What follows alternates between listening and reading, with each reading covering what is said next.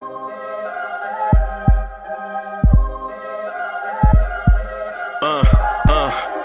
rank where the view is nothing less than phenomenal. For how I express and project from my abdominal. The only view better, both my daddy and my mama know. No living parents, my sons give me balance. My wife is my serenity, this mic is my identity. The world is foul enough, that's why I write without obscenities. Provoking danger with broken language and spoken anguish. Begging to get hurt, why would you ask to go through changes? Yes, Lord, life's a chessboard, master the angles. Control the tempo, be the one who holds the info. Acknowledge is just as deadly as machete swings. When spoken, the truth is as potent as that Medellin. While others swear the style is free, I just let it ring. Our time is undervalued, soldiers make us better kings. My fans on my shoulder, reaching after better things. Today I take the shot, for them I'd rather set the screen. My mama told me follow my dreams. My daddy told me get it by any means. Stand tall, make him bow to a king. But I've evolved, you can see the resolve. Look in my eyes when you speaking to God.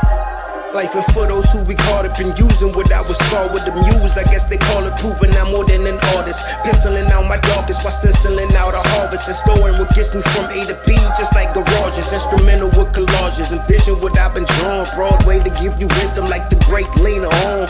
So bent on, found comfort in the storm. Find peace and on when you see them others perform. Organized chaos, outcasted like hey ya. Yo, party people in the place to be. What's good? Welcome to the premier Knicks in the Nighttime show, the Knicks at Night podcast. I am your main man, the number one chief rockin' Knicks universe, Uncle Freezy. I'm joined by the NBA Economy show on YouTube and social media. The what do we call you? Do we call you the social media front office guru? Is that what we call? Is that your title?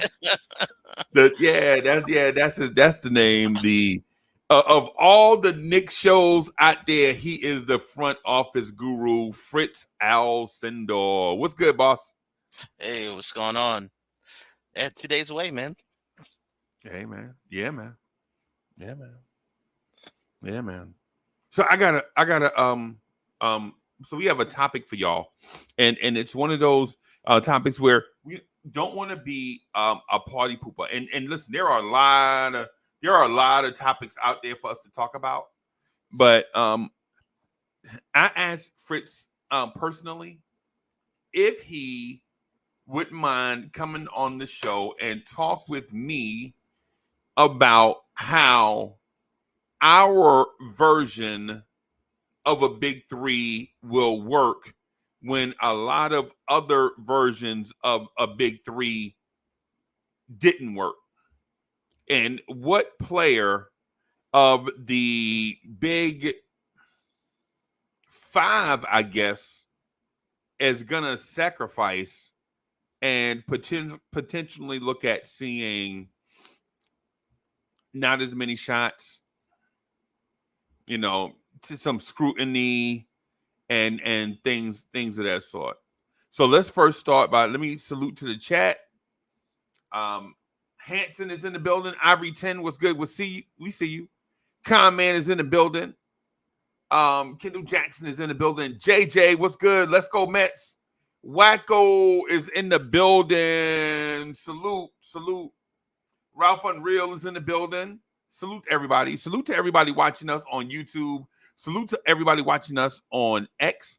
And if you have not done so by now, help us get to our subscriber and follower goals on X for Lawrence Tears and for NBA Economy Show on social media. Be sure to follow on both. Hit that like button for both and subscribe to both channels if you're watching and have not done so. So Fritz, without belaboring the point, is there somebody, a star from a different place that's here now that may take a back seat, sacrifice numbers for the sake of the Knicks winning?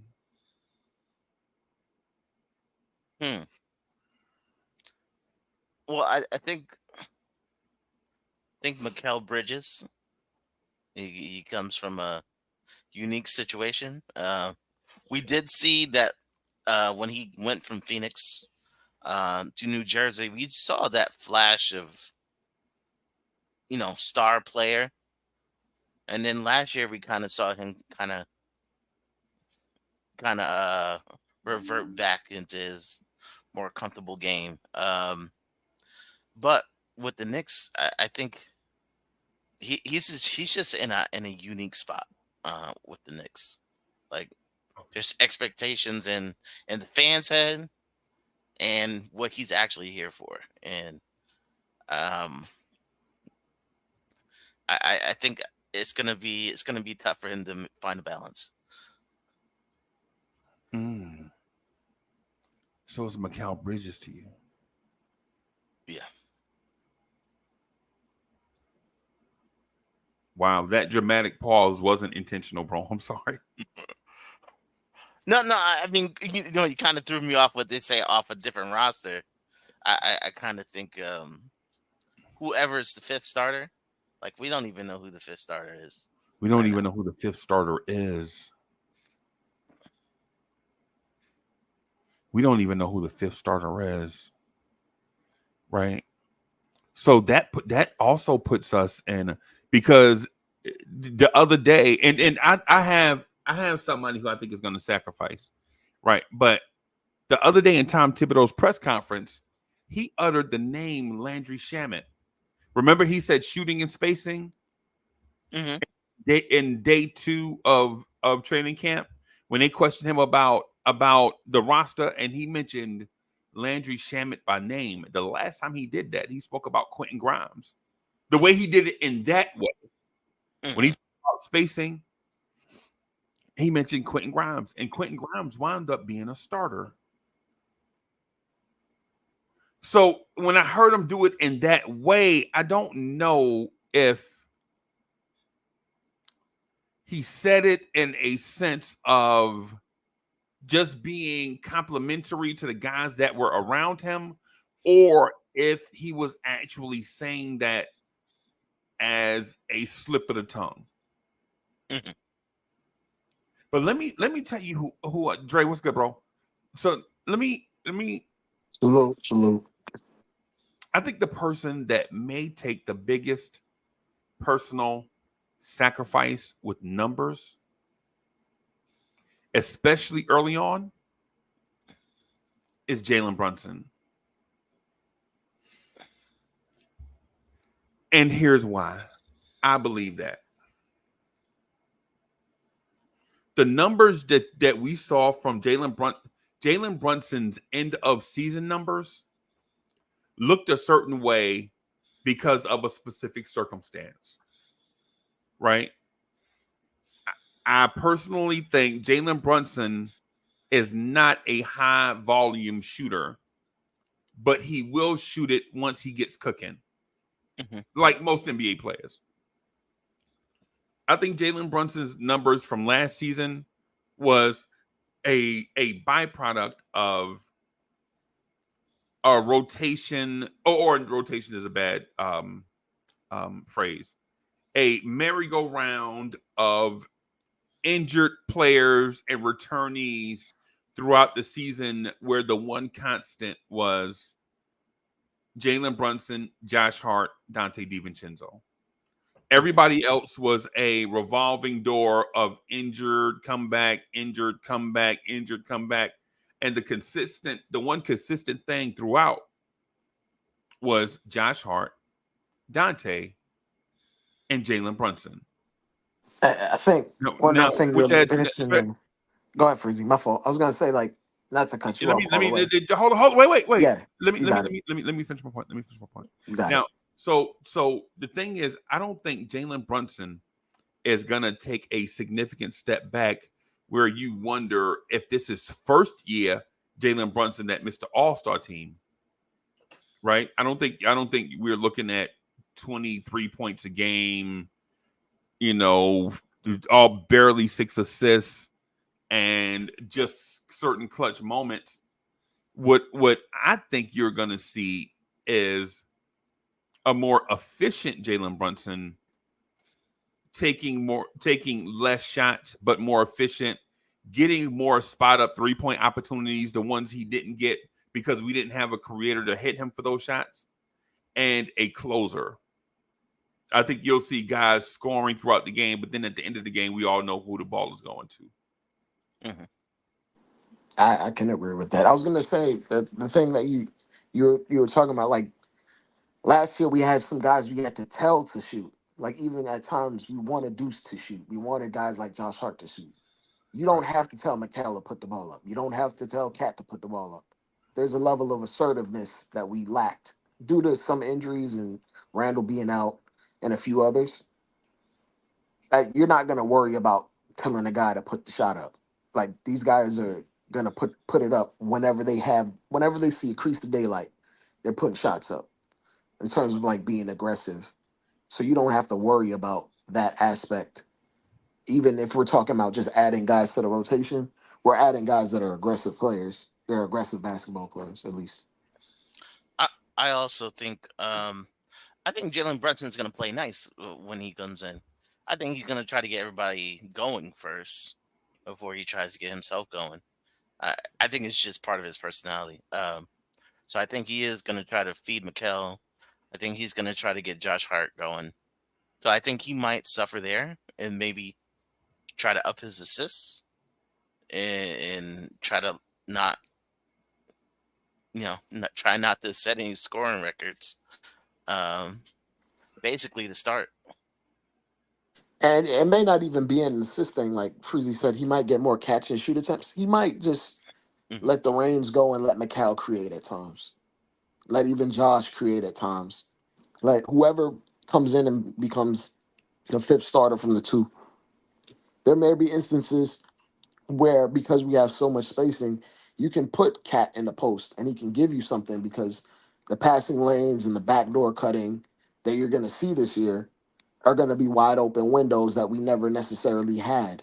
So you may have needed someone that had better playmaking chops, like a Randall, that can cut through terrible spacing to get passes off.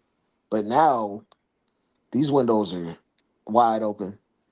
There's going to be a lot of cutting, a lot of backdoor cutting, a lot of layups and threes. There's going to be a lot of layups and threes, and like there's only going to be two people on this team that take mid-range jumpers, and it's probably going to be Brunson and Mikal.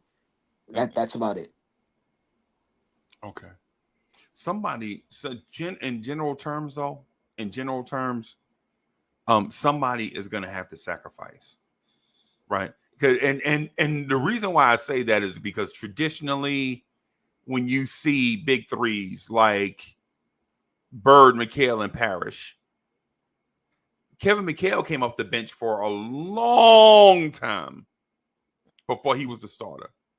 And some would say when Kevin McHale actually started, the Celtics got worse, right? When Kevin McHale became their second best player, the Celtics was during the Pistons era, right?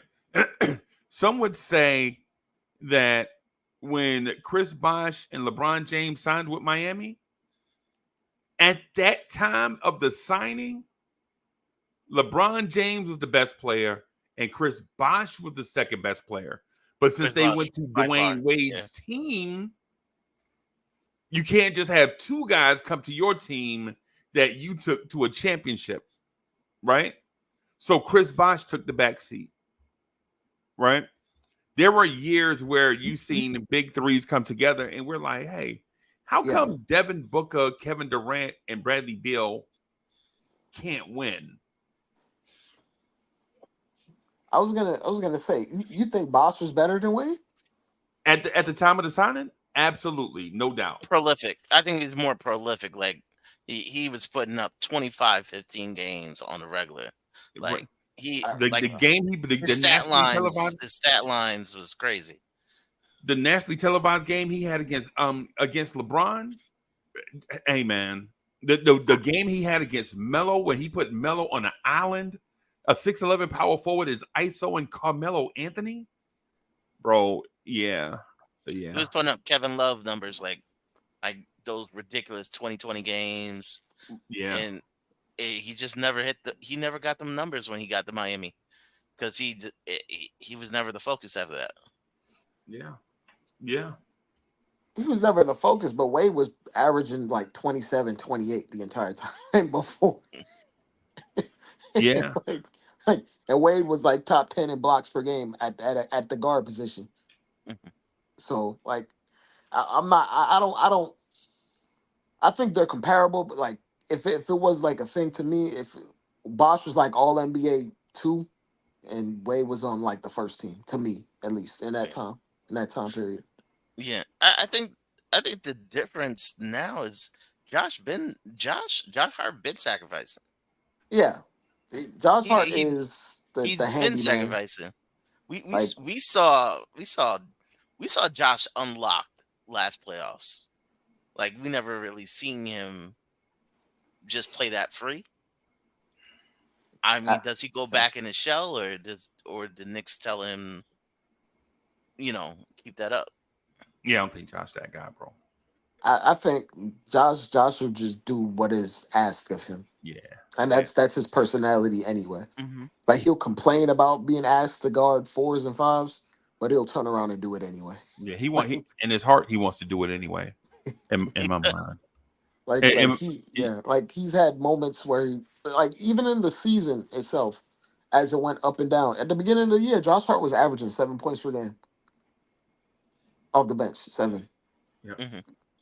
And then it went up to where it ramped up to 14. But even he knows, with the way this team is shaping up right now, he's never going to get those opportunities. But he's going to have the opportunities on the glass. He's going to even have playmaking opportunities. But I don't. The way this team is set up, it is not set up for him to even be getting up the shots in the first place. And I don't think he even wants to take those amounts of shots. No, Yeah. Yeah. but I liked him in that play. He was on his Russell Westbrook, like, let me just take it and go, and if they Grab the stop me, they rebound, stop me. go. If they stop me, I they think you stop can me. still see that though. Mm-hmm. I think you'll Yeah. see a lot of that though with this spacing, with this Mm-hmm. iteration of spacing where guys come across half court and they're just wide open. You're gonna see him grab rebounds, push it, and hit the trailer for 3. Push it and draw in some attention and hit a guy in the corner. McCall run into a corner. McCall and OG run to corners on breaks. So you're Yeah. gonna see a lot of that. Yeah. So you're gonna see a lot of delayed transition offense created by Josh Hart. You might even see actual transition offense created by Josh Hart. And Yeah. it'll be simplified because it'll be guys running the 3-point lines, creating gaps and holes where he doesn't even necessarily have to make the difficult pass. That's where he Right. got in trouble, where he had lesser skilled players on the court, and he'd come down and some guys would run to the rim, some guys would run to the corner, some guys would float somewhere in a place where they weren't necessarily a threat. With these guys around him, these guys cross half court, they're a threat. Right. So who's And sacrificing that who's alone. sacrificing in their new role though? And their new role, I think, you know who I think is going to actually sacrifice Rizzy? I think the word like OG was always like, I wanted a bigger role, I wanted more opportunity. He's never going to be a guy that averages 20, even though he Right. may have wanted to. Right. And if we didn't make the McCall, I mean, if we didn't make the Cat deal, maybe he would have been able to push somewhere between 18, 19 points. But that's out the window now. I think he's going to hover around in a super efficient 15, 16. And he's not going to necessarily get as many shots up to get up in that range. Mm-hmm. Right. Right. Do you think? Do you think? Because at this point, like Precious, on real power forwards, Precious is probably the best real power forward. Is he? Are they gonna let him do anything, or he's here to rebound and set picks? Well, if you make $6 million, chances are you're not scoring a lot of points. Yeah. Yeah, To be absolutely his honest, offense is not like as if and I mean, if he decides to come this season and he has a jumper with him, then his role can expand.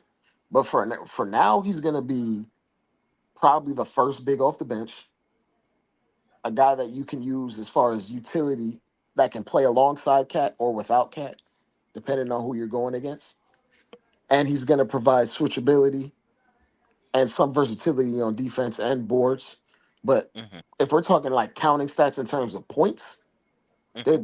there's a big four, and we're probably going to clear between the four of them. We're going to clear 80 points per game between them, and then whatever else we're probably going to clear like 90 points per game between the big four, if we're being absolutely real.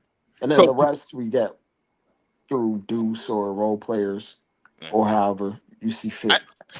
I think Deuce may be a little different though. I think Deuce may be a little bit He might be maybe our high just volume 3-point shooting. shooter off the Yeah, bench. just more shooting, Yeah, okay. yeah. less all-purpose guard and more shooter. So And, Living and Truth, yeah. thank you for the generous contribution. Living Truth says, salute fam, like, subscribe, and support the channel. I'm bent tonight. I love my Knicks, but some of the Randall disrespect got me shadow boxing. And I feel you on that, man. We shouldn't be disrespecting Randall like that. But for this purpose of tonight's show, we're probably going to talk about like which player is going to sacrifice the most in order for the Knicks to win. I believe it's going to be Jalen Brunson. And the reason why I think it's Jalen Brunson is because I think for some reason people think Karl Anthony Towns averaging 20 is a byproduct of him taking 20 shots and getting 20 points. Nah, there were points last year where Cat was taking about 13 shots a game to balance the floor. And that man had offensive players that could not throw the basketball in the ocean, but he sacrificed shots, right? So if Cat comes here, And to be absolutely honest and with you, it's Freezy, him at the 5, just yeah. Oh, after you still going? I no, thought you stopped. yeah, I be trying. Go ahead, bro. Because on my end, you froze. Am I tripping, Fritz? Like maybe or it might have been my internet. My fault. No, go ahead. But like I was gonna say, at the 5, he's the most aggressive offensively throughout his career. He's been the most aggressive at the 5, and he's put up. I think he's averaged like 17 or 18 shots per game when he's played the 5. Right. And he's been super efficient at it as well. So when he gets those shot attempts up while being efficient, he's pushing 25, 26 points per game Right. within the flow of the offense. Right. Right. But on these other teams, he was just relied upon to be a spacer. And even as a spacer, he was still averaging 20 as a spacer. And at some nights, his backup would come in and do a lot of the same things he would do. And that would bring upon some redundancy where it would be harder for Cat to even go out there and make up his mind like, I'm going to get 30 tonight, even though he clearly has the talent to do so. It was just, in my mind, it was a semi-clunky fit. Yeah. And they made it work because Cat is that talented. But in this scenario, I've looked it up. Like, if we're talking just straight analytically, whenever Cat has been at the 5, offensively, he's been a top 10 player in the league, Right. Yeah. efficiency-wise.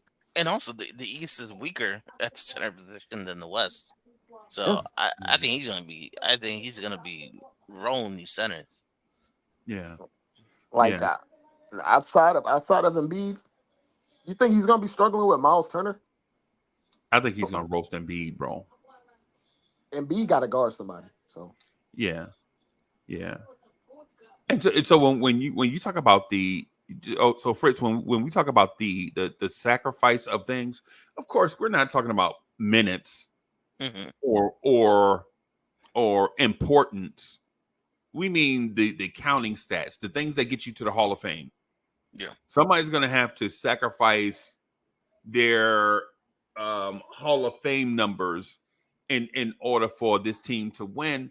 And while it seems as if it won't be Jalen Brunson, I absolutely do think it's going to be in terms of shots per game. I can't see Jalen Brunson averaging 20 points per game with 4 guys in the starting lineup or 3 guys in the starting lineup with the potential to be, if unlocked, I'm saying potential, if they're unlocked, to be as good or as impactful as Jalen Brunson. at the same time, I think Jalen Brunson is going to be helped out. I think it's going to balance out. I don't think the Knicks really want Jalen Brunson to doing those suicide missions, just throwing his body. I don't think they really want him doing that. But at the same Right. time, I don't think the NBA wants to see him hit the floor every other Right. possession. I So think yeah. I think the NBA is going to help him out. He may have less shots, but I think he's going to get to the free throw a lot more on things he wasn't getting called last year. Wow.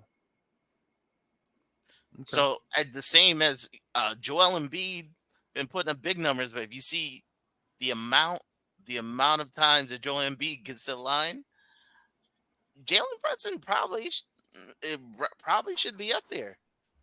There's no reason why Jalen Brunson is not at the line 12 times a night. Well, Oh wow, that's a lot. he's top 3 in drives per game. Yeah, Yeah. there's Literally. no reason he can't have 10 shots a game at the free throw line. He drives in the paint 24 times a game. Right. That is a ridiculous. That's like Giannis numbers, except he's built like the common man. Yeah. Yeah. And speaking of hitting the floor, Karl Anthony Towns hits the floor a lot. That's one of the knocks on Cat in Minnesota. Like, dog, why you always on the floor? Anthony Edwards told him that all the time. Dog, why you always on the floor? But the thing about it is, when you get 7 foot, full head of steam, 200 and your Cat's listed at 247, bro. Cat, and I saw that the Shannon, Cat is nowhere near 240. He might be 247 at the sauna, right? He might be 247 after a 10-game road trip. But nah, bro. That man is pushing 260. All in the face. You can see it all in the face. It's like when I tell y'all that I'm a svelte 290. Y'all know I ain't no 290. You know what I'm saying? You can look at all in my face and tell I ain't no 290. You know what I'm saying? So, but yeah, I think Cat hits the floor too. But Fritz, the Joel Embiid free throw number, I wish, but that's Hall of Fame type of guy. I know, but yeah, Joel Embiid's number. like, what, he's at 13 or something. I think he's Something ridiculous. You can't touch him, bro. But I think 10 a night. 10 a night for Brunson. Around the Luka number? He ain't gonna get the cat whistle. He'll never get Someone say the Luka. James Harden whistle. I don't. Someone say Luka needs to get fouled more. That's like Trae Young territory. But I don't think you'll be able to put a hand on him in the paint. That's all I want. It's just like nobody be able to knock him off. That's yeah. I hate seeing him. And to be honest, with the spacing, calling fouls will be easier. It's not. He's not getting like lost in the trees going into the paint now. Like if he beats one guy and the guy has no help, the guy has no he has no option but to foul him at that point. Right. It's similar to how SGA gets foul calls, where there's nobody in the paint, so he could just dance and prance around on the perimeter. And the moment he takes off and gets his first step and gets to the rim, if you foul him on the arm, you can see it. Everybody can see it. Everybody can see it. Yeah. Yeah. Whereas if Brunson is dancing around in the paint, Mitch's man comes over, that automatically blocks a viewing angle for the baseline ref. So like it's just a cluttered up paint the way we operated before.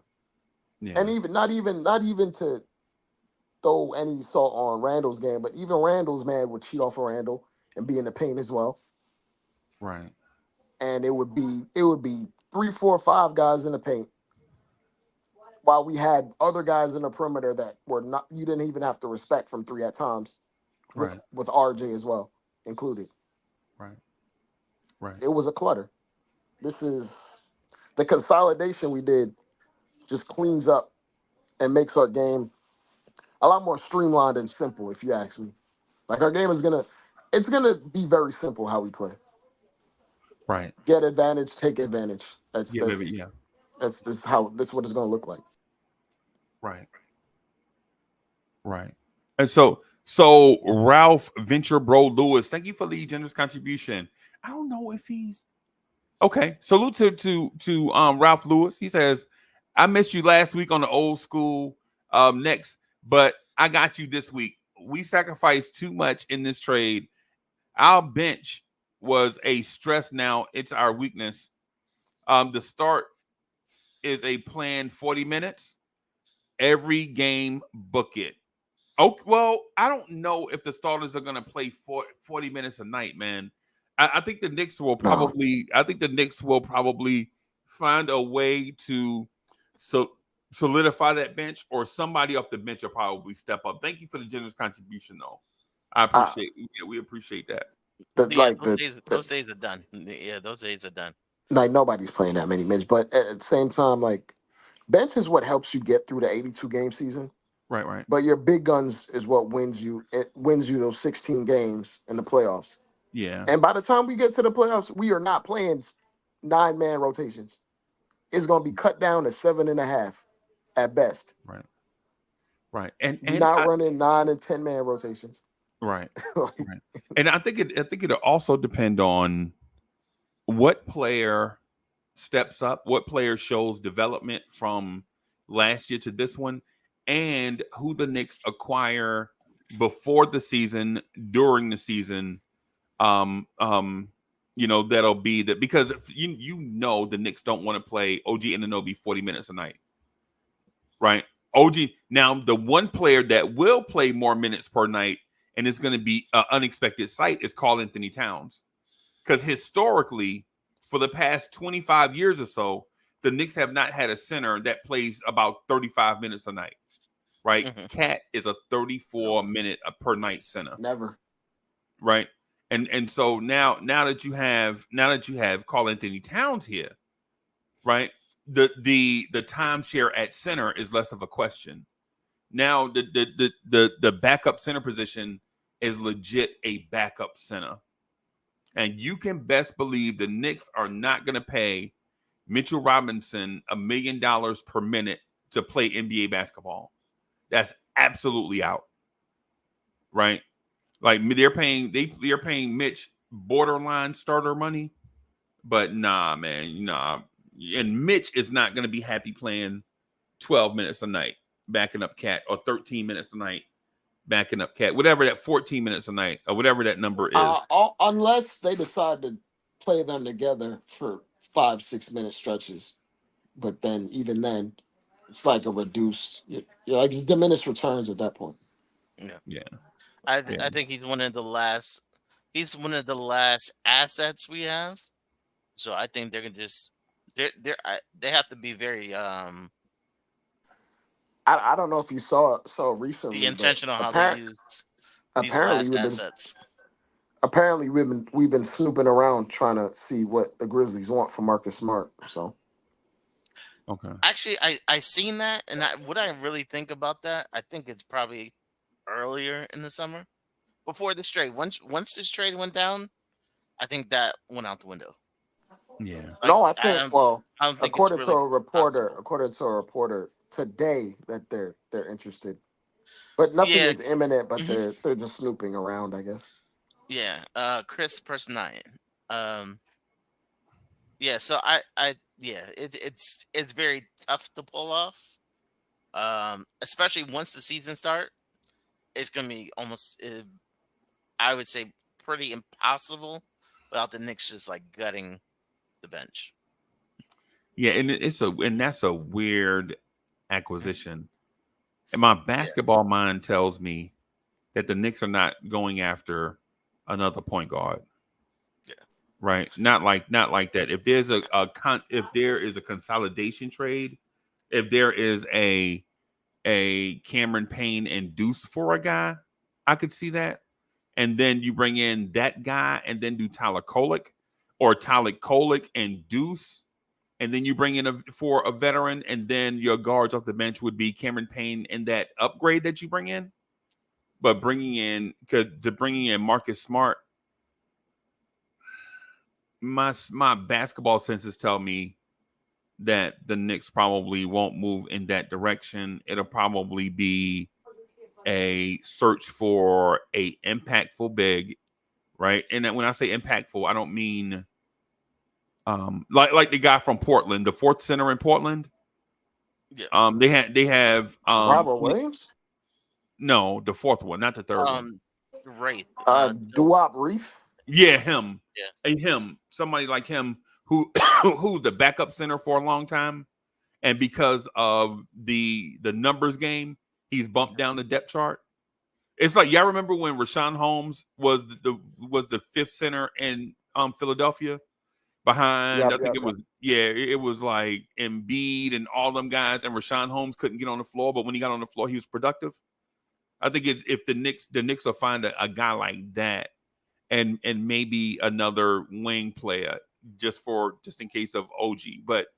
But I would say be mindful that Mitch has been a Knick for a long time. It's all we know, right? But Mitch is also one of those that seizes his Knicks mortality, right? Like you don't watch your team bring in center after center after center all these years and think that your job is safe just because you've been here.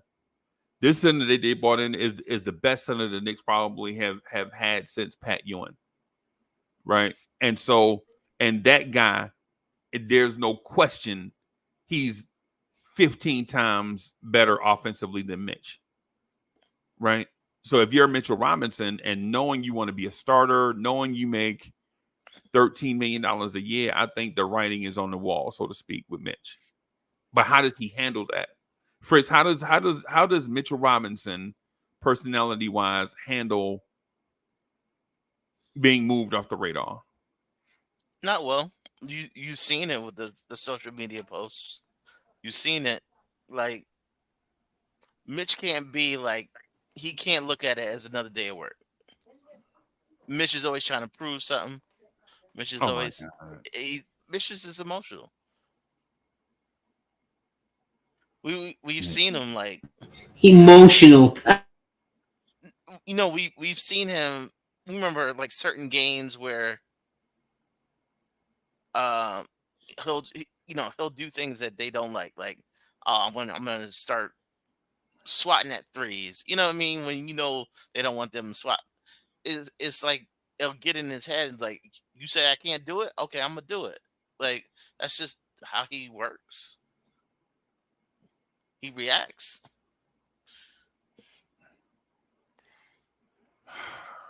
Man, Anthony D, what's good, bro? Hey, gentlemen, Knick fans, far and wide. What's going on? Are we moving?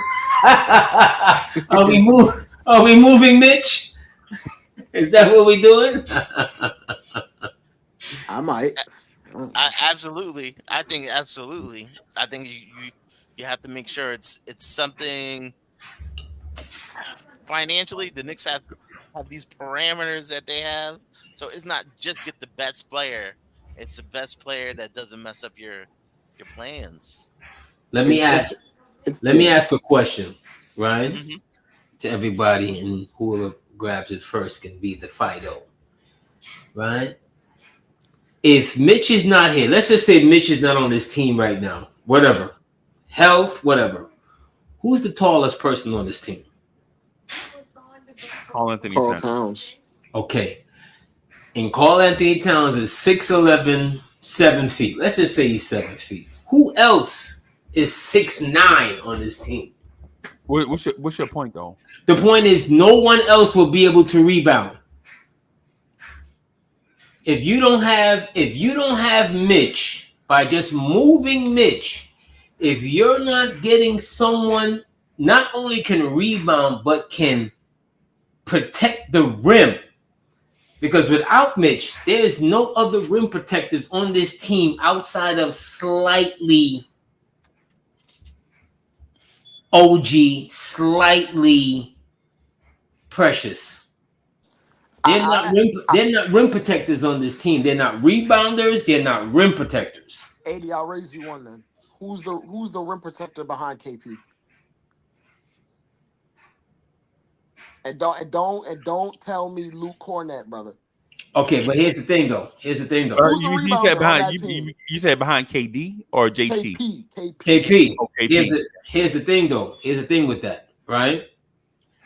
Joker is not a rim protector, but he's a body in the lane, right? Luke Cornett is not a rim protector, but he's 7'1". He didn't even play in the finals. Yeah, but that's They had Boston. Xavier Tillman playing over. But there. that's Is he a rim Boston's. protector either? But that's Boston's strategy. works. Tibbs is not. We may be emulating or trying to emulate how Boston got there, but these are two different coaches. They're coaches two different ways. One coach is a defender first and foremost. That's all I'm saying. And I'm telling you, the Celtics had the best defense in the league last year. Yeah. So Yeah, but we don't have the Celtics team. We're just trying to mirror them in certain ways because we want to match up. And that's what, when you're looking at the team in front of you that's in your way, you want to match up against them. So we're not talking about Philly. We're not talking about Milwaukee. We're just talking about Boston. And that's why they made those maneuvers to get guys that were either on par or they felt was better for their system and better overall. Because would you take KP? Would you take KP over Cat? No. Okay. But my point is, they chose a direction and they went to the extreme with it. How do we know that we're not picking a direction and going to the extreme with it? But here's the thing. But Here's the thing. Drake, to your point, we did pick a direction and go to the extreme with it. With Mitchell Robinson, right? You picked a direction. You knew Mitch was defense only, right? Defense only. That's the direction that the Knicks had chosen to go with we're Mitchell pivoting Robinson. away from that. Right. And so I understand. Just let me finish. Let me finish my point. By going Cat, you go somewhat the opposite. Because Karl Anthony Towns is not a bad defender.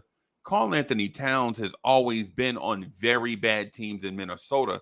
You don't know what Karl Anthony Towns can do in a different situation, just like we did not know what Jalen Brunson could do until he got into a different situation. Julius Randle, you didn't know, and I'm not saying Dre, I'm just saying people in general. We didn't know what Julius Randle could do in a you know what I'm saying, when he got into a different situation. It's the same thing with Cat right now. We don't know if Cat is not going to be a solid defender. What we do know is that Cat does two things at an expert level, and generally people that do two things, when people do two things at a high level, you can't expect them to do 3 or 4 or 5 things at a high level. You got to at some point appreciate the fact that Karl Anthony Towns is an excellent rebounder in traffic. An excellent rebounder in traffic. It takes a level of toughness and durability to be a rebounder in traffic. And he's an excellent shooter. So to ask him to be the best shooting the best shooting big man ever, an excellent rebounder, and a great defender, what else are we going to ask him to pass to? Now we're talking about the 2K creative player. Right? Mitchell Robinson, on the other hand, was a decent rebounder and a decent defender that couldn't stay healthy. Where was Karl Anthony Towns when the starting center was getting choked out by the 6'9" power forward named Draymond Green? Where was Karl Anthony Towns in that situation?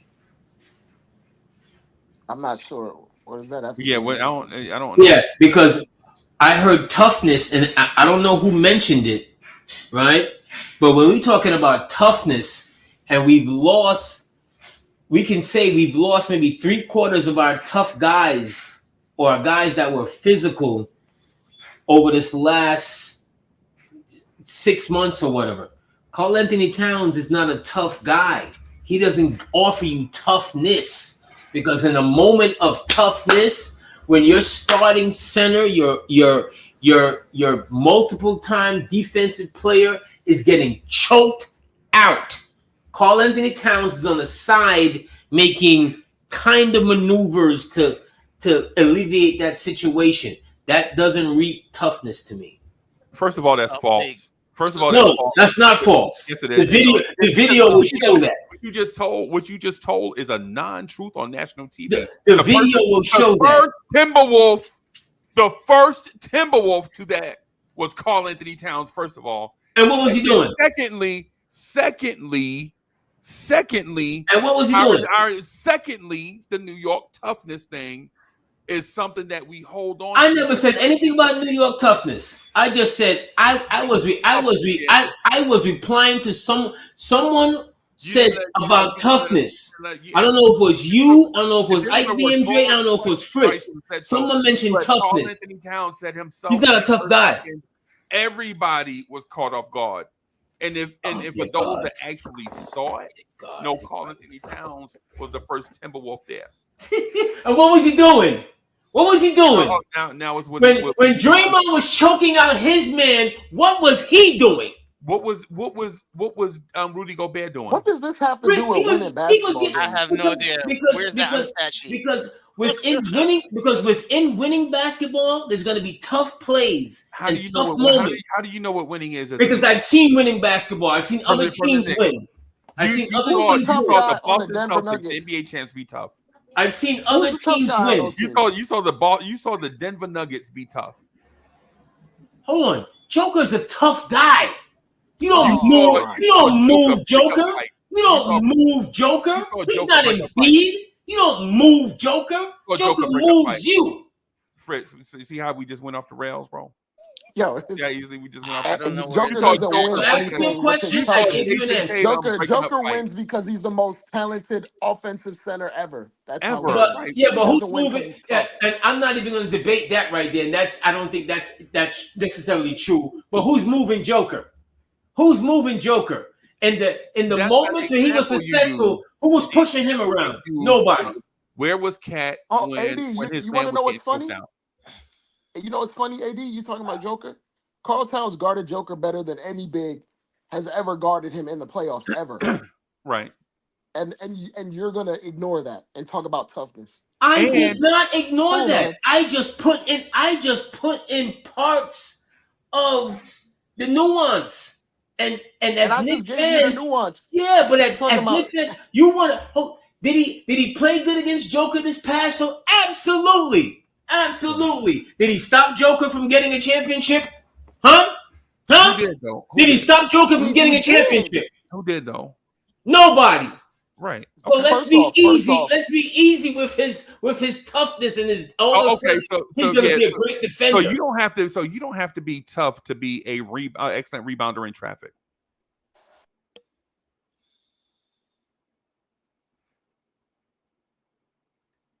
It's about what I thought. I don't. Did you ask me to respond, or were you just speaking? Because I just let you have the floor, my guy. Yeah, I own the floor. It's my floor. Absolutely.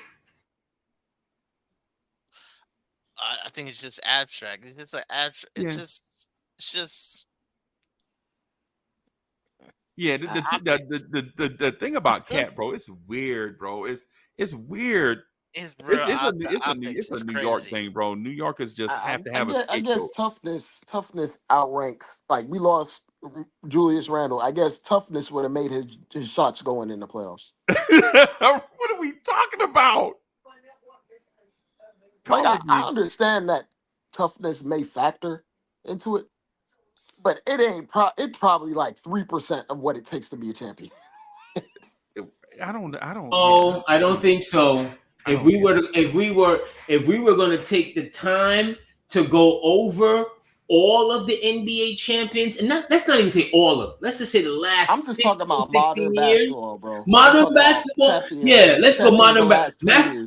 Modern basketball, the last 10 years, you can find guys that like when I saw Greek Freak with a knee that he should have been out with when he hit Ayton with with that shot to the rib cage and dunked it on top of him? What was that?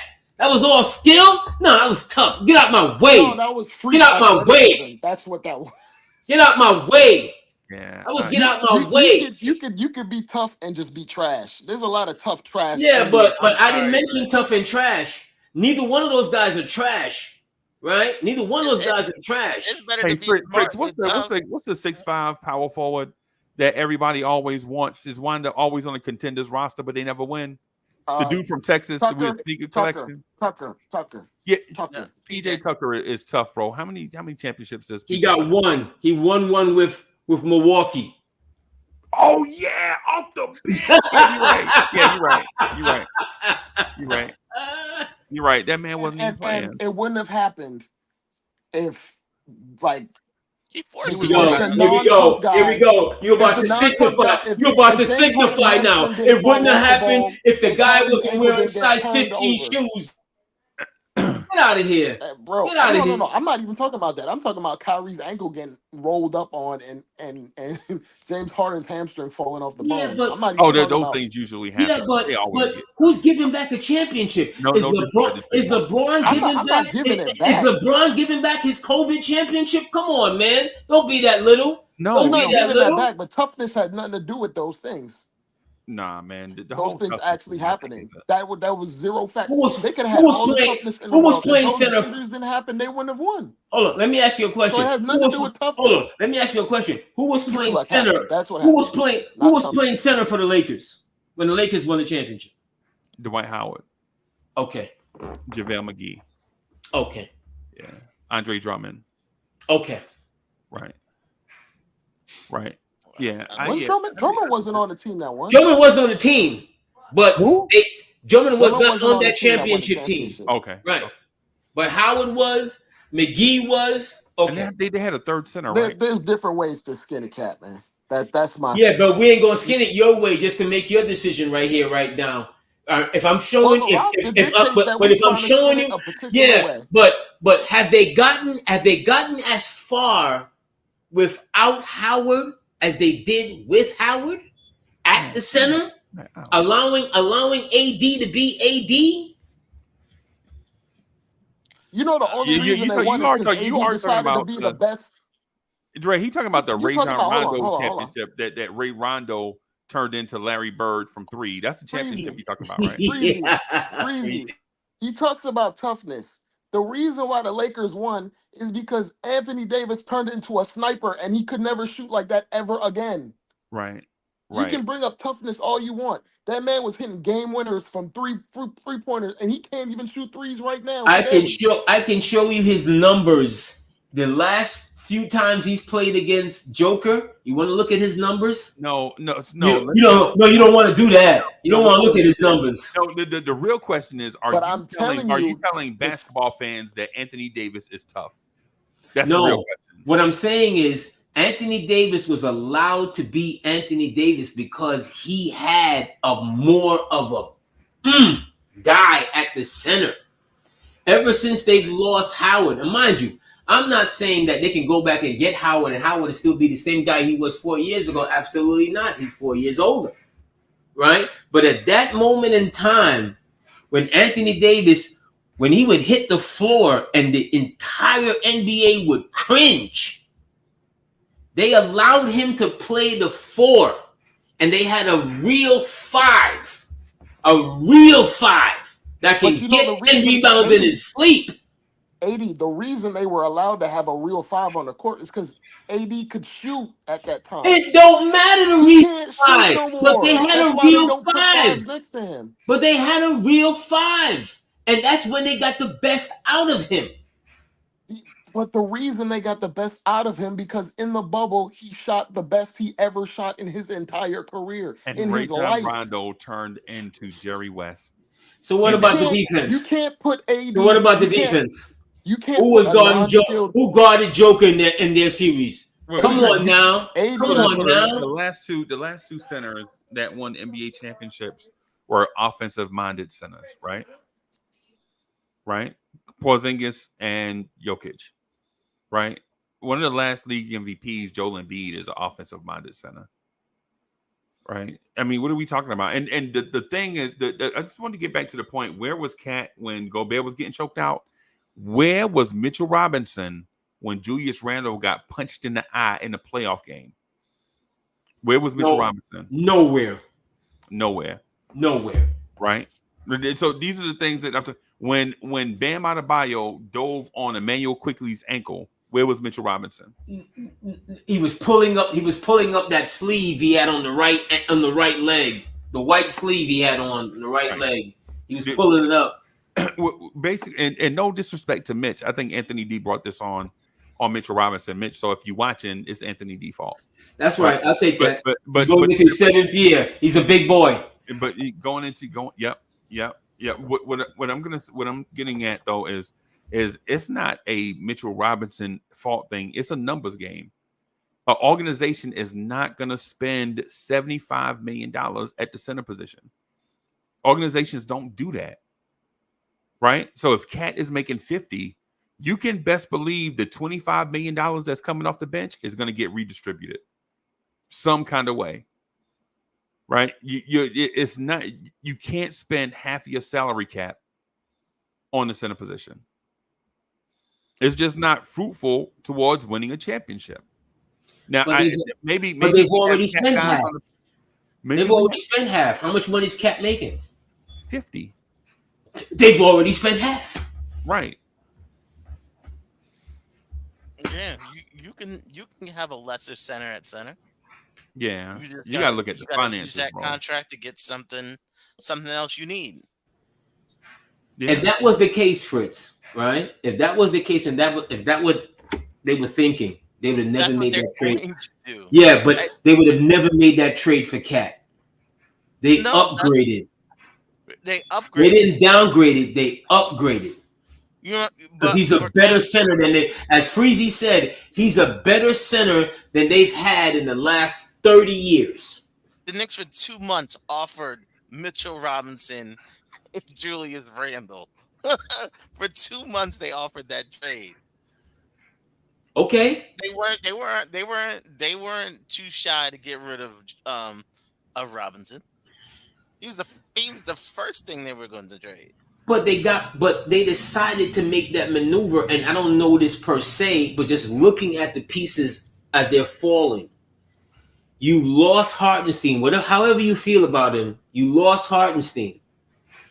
Your medical people are telling you Mitch is not going to be ready in the end of October. Okay?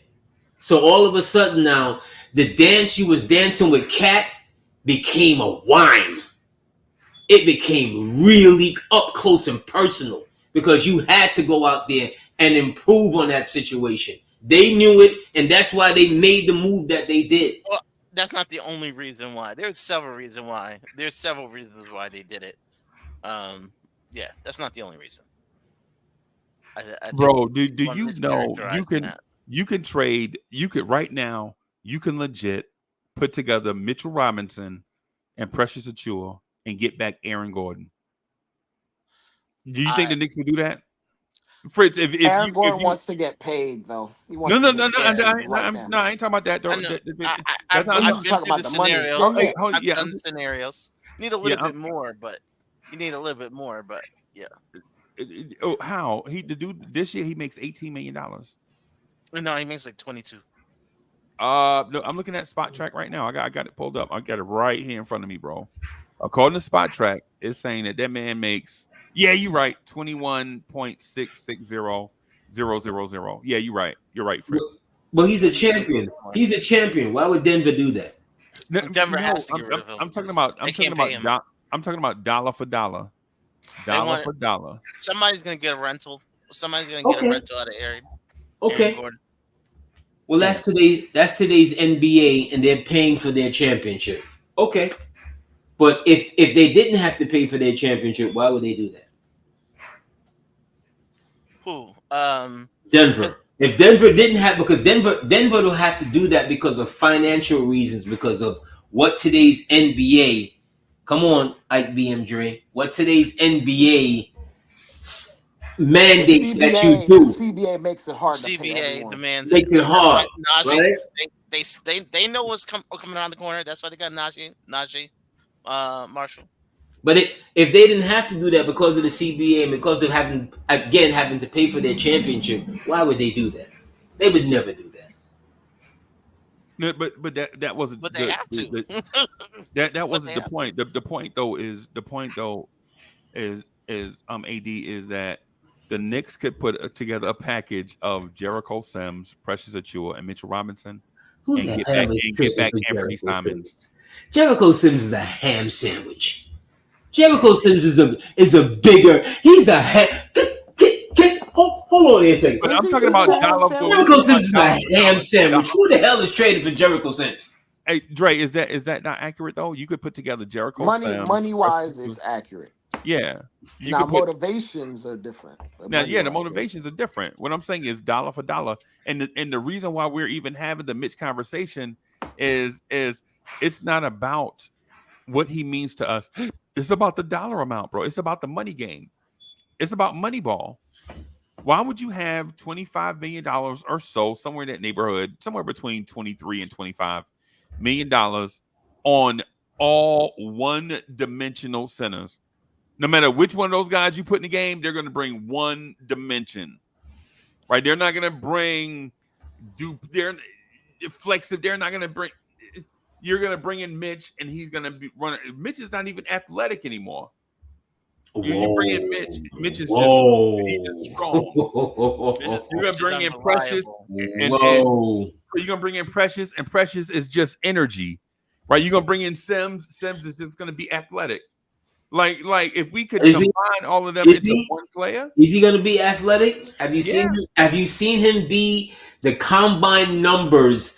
That man has all-time combine athletic numbers. Have you ever seen it in a proper 2 or 3 game stretch? Who we talking about? Now? Sims. Yeah. Sims. Oh, yeah, Sims. He's right. Now, Well, AD, I mean, you're right. if Sims had a modicum of basketball talent, he would have been drafted when he was 19 instead of 23.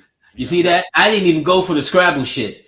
He done went to modicum, right? He done went to modicum. Yeah, he getting double points. Yeah, man, getting double points for the E. Yeah.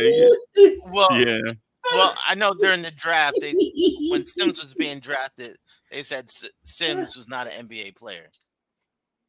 Yeah. So he's out. See, here's the thing, though. I gotta be fair, Fritz. When I saw him athletically and the kind of body that he came into the NBA with, his kind of body he comes to the NBA with, and the athleticism is rare. You don't get guys who look like that just off of eating Captain Crunch. Look at when he came into the NBA. He was already ripped up at 6'9 and a half, 6'10. Yeah. That man's numbers. I saw that man's athletic numbers, just his pure jumping and broad jumping and whatever. That man is a freak. Probably the best volleyball player ever, but right? Has he ever done that on a consistent basis? Jericho Sims is a bouncer, bro. Yeah. Jericho Sims is gonna pat you down before you go in the club. That's it. That's it. Jericho Sims has a T-shirt on that says "staff." Jericho Sims, if Jericho Sims was born in the 70s, Vince McMahon would have signed him and made him and told the ring announcers that he's 7'3". Yeah, 400 pounds from parts unknown. Yeah, that man from parts. Right. Yo, when they used to say that as a kid, I'm like, I used to look it up. Where the hell is Parts Unknown? Parts Unknown. It's on the other side of Suffolk County. It's on the other side of somewhere. On the other side of some Parts Unknown. Yeah, man. You get all dripped into that. Damn, Parts Unknown. Like, he's got to be bad. Yeah. But my guy though, not gonna lie, my guy though, if you're a responsible, if we had a GM like, if we had a GM like the guy in Orlando, right? I could see Jericho Sims being on the roster for 6 or 7 years because he fits that model of athletically, pound for pound, you know, that Crazy. guy, right? I can't wait. But for Team the guy, guys that do the calculator gymnastics, for the guys that pinch every pennies, you can't afford to have You can't have him on your roster. James Just- Najee, Huck Porty, Jericho Sims, and all these different guys in the pipeline, and it being clogged up by Mitchell Robinson, right? Think about this. You can't develop Huck Porty or James Najee or whoever because of Precious Achua, Jericho Sims, and Mitch, and your starter is Karl Anthony Towns. Right, you just have to move on from a guy. It's like what the Lakers did with Norm Nixon. Norm Nixon was a fantastic NBA player, Wow. but we can't let you clog the pipeline for Magic Johnson. Are you crazy? You're comparing Sims and Precious Achua and whoever else to the great Norm Nixon. Yeah. I'm comparing the pipeline. The pipeline was the That's not a point.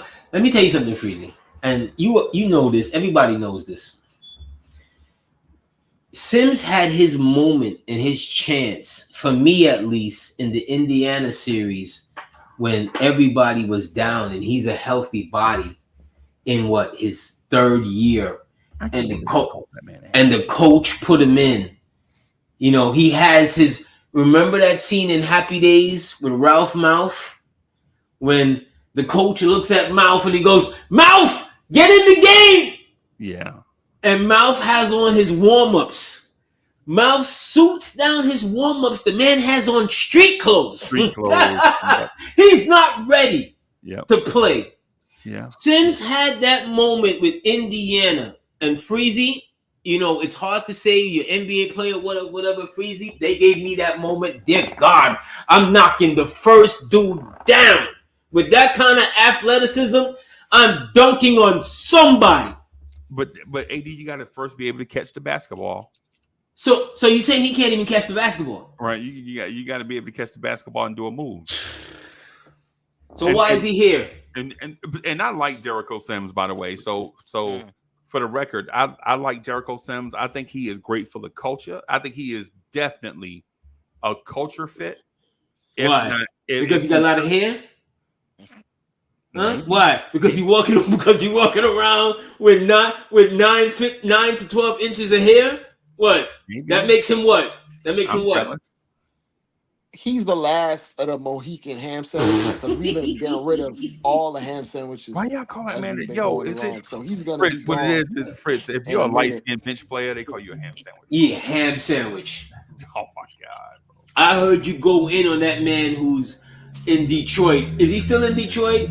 You went in on that man so bad, his mama tried to call in the show. That's how bad you went on that man. That's how bad you went in on that man. Since he spilled the tea, yeah, they was killing me in the DMs, bro. They was killing me in the DMs. Right? If I see you, Uncle Freezy, it's on site. It's on site. All right. It'll be on site. You must not know who Uncle Freezy is. It'll definitely be on site. It's on site. You're gonna have to polish up the Green Street Championship. You have to polish it up. It's on site. That's how bad you did that, man. Yo. So, I meant to tell you, and I meant to tell you on a Sunday morning, but he passed away. Who? The owner of the Green Street?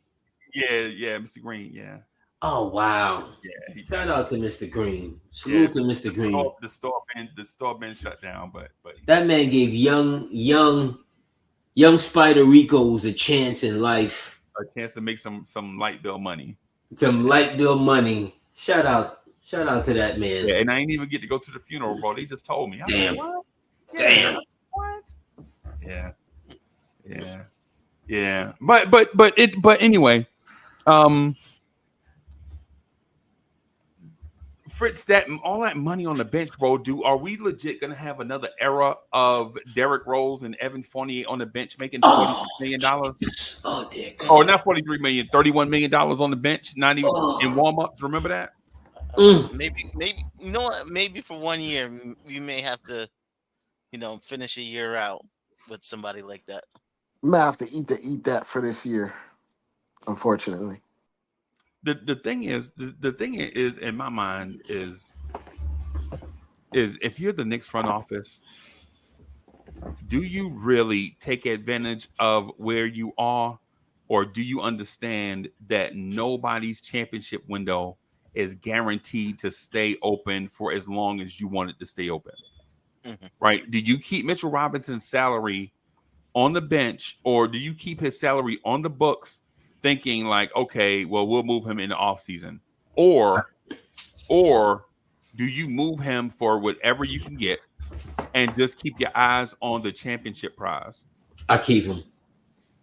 Okay. I don't think it's gonna be whatever. I think the Knicks are past the point of whatever. That's to be very intentional. So I think they'll trade him for another 2-year contract or break him down into two. I Two can see solid that. players that fit your identity. Right. Yeah, but I Yeah. keep him. I keep him for the 1 year, Dre.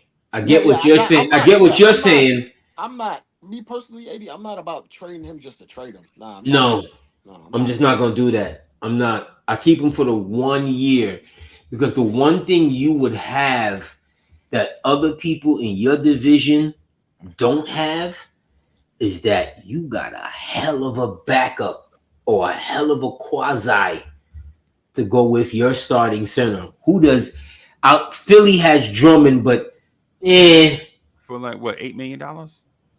right for $8 million, but Come and make about $8 Is it million. 8 million? I think it's I don't know, less less than than that. less than that. Less than that. But- that. 5. Drummond has never contributed to a winning situation.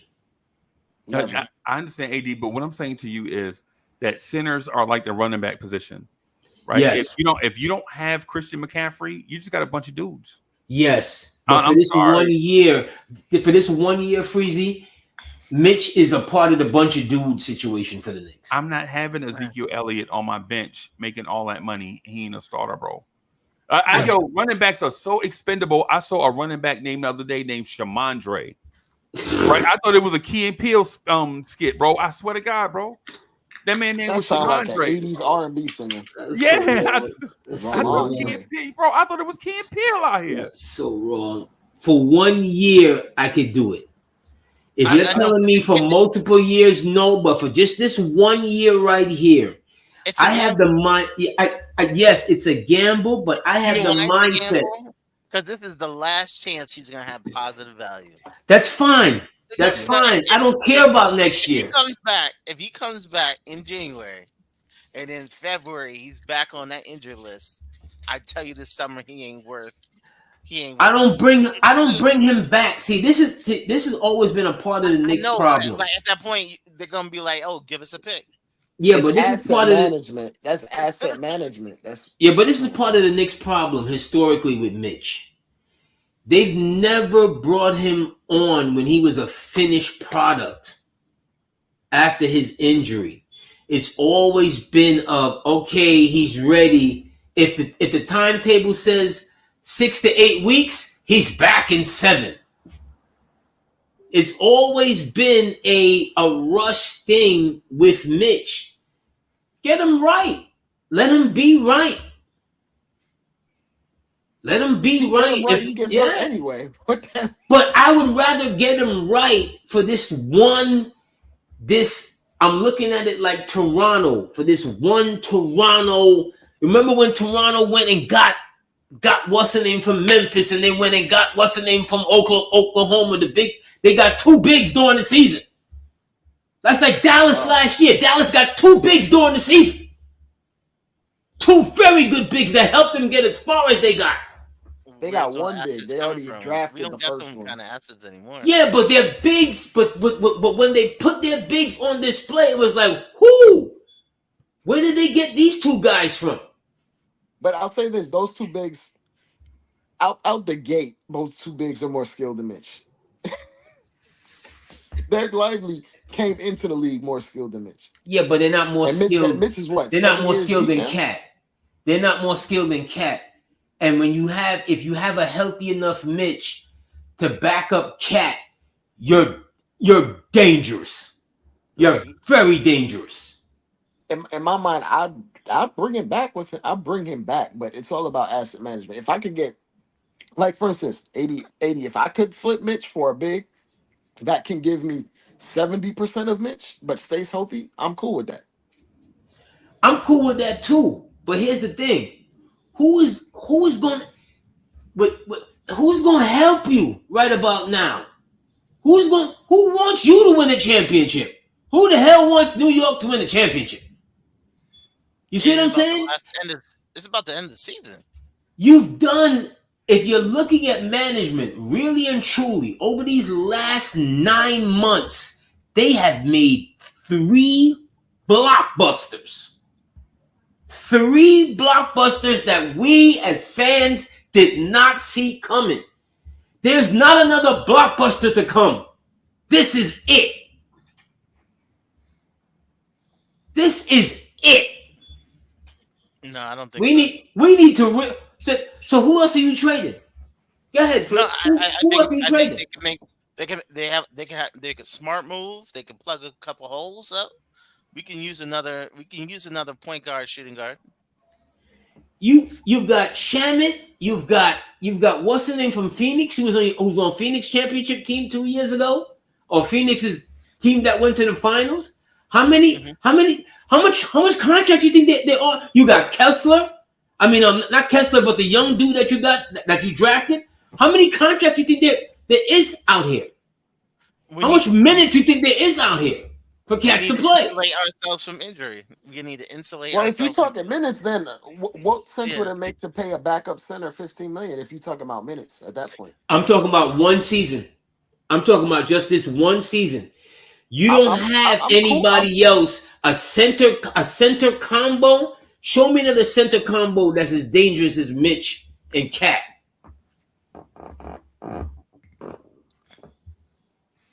If Mitch was healthy, if Mitch was healthy, it wouldn't even been a question. If he was healthy, matter of fact, if he was.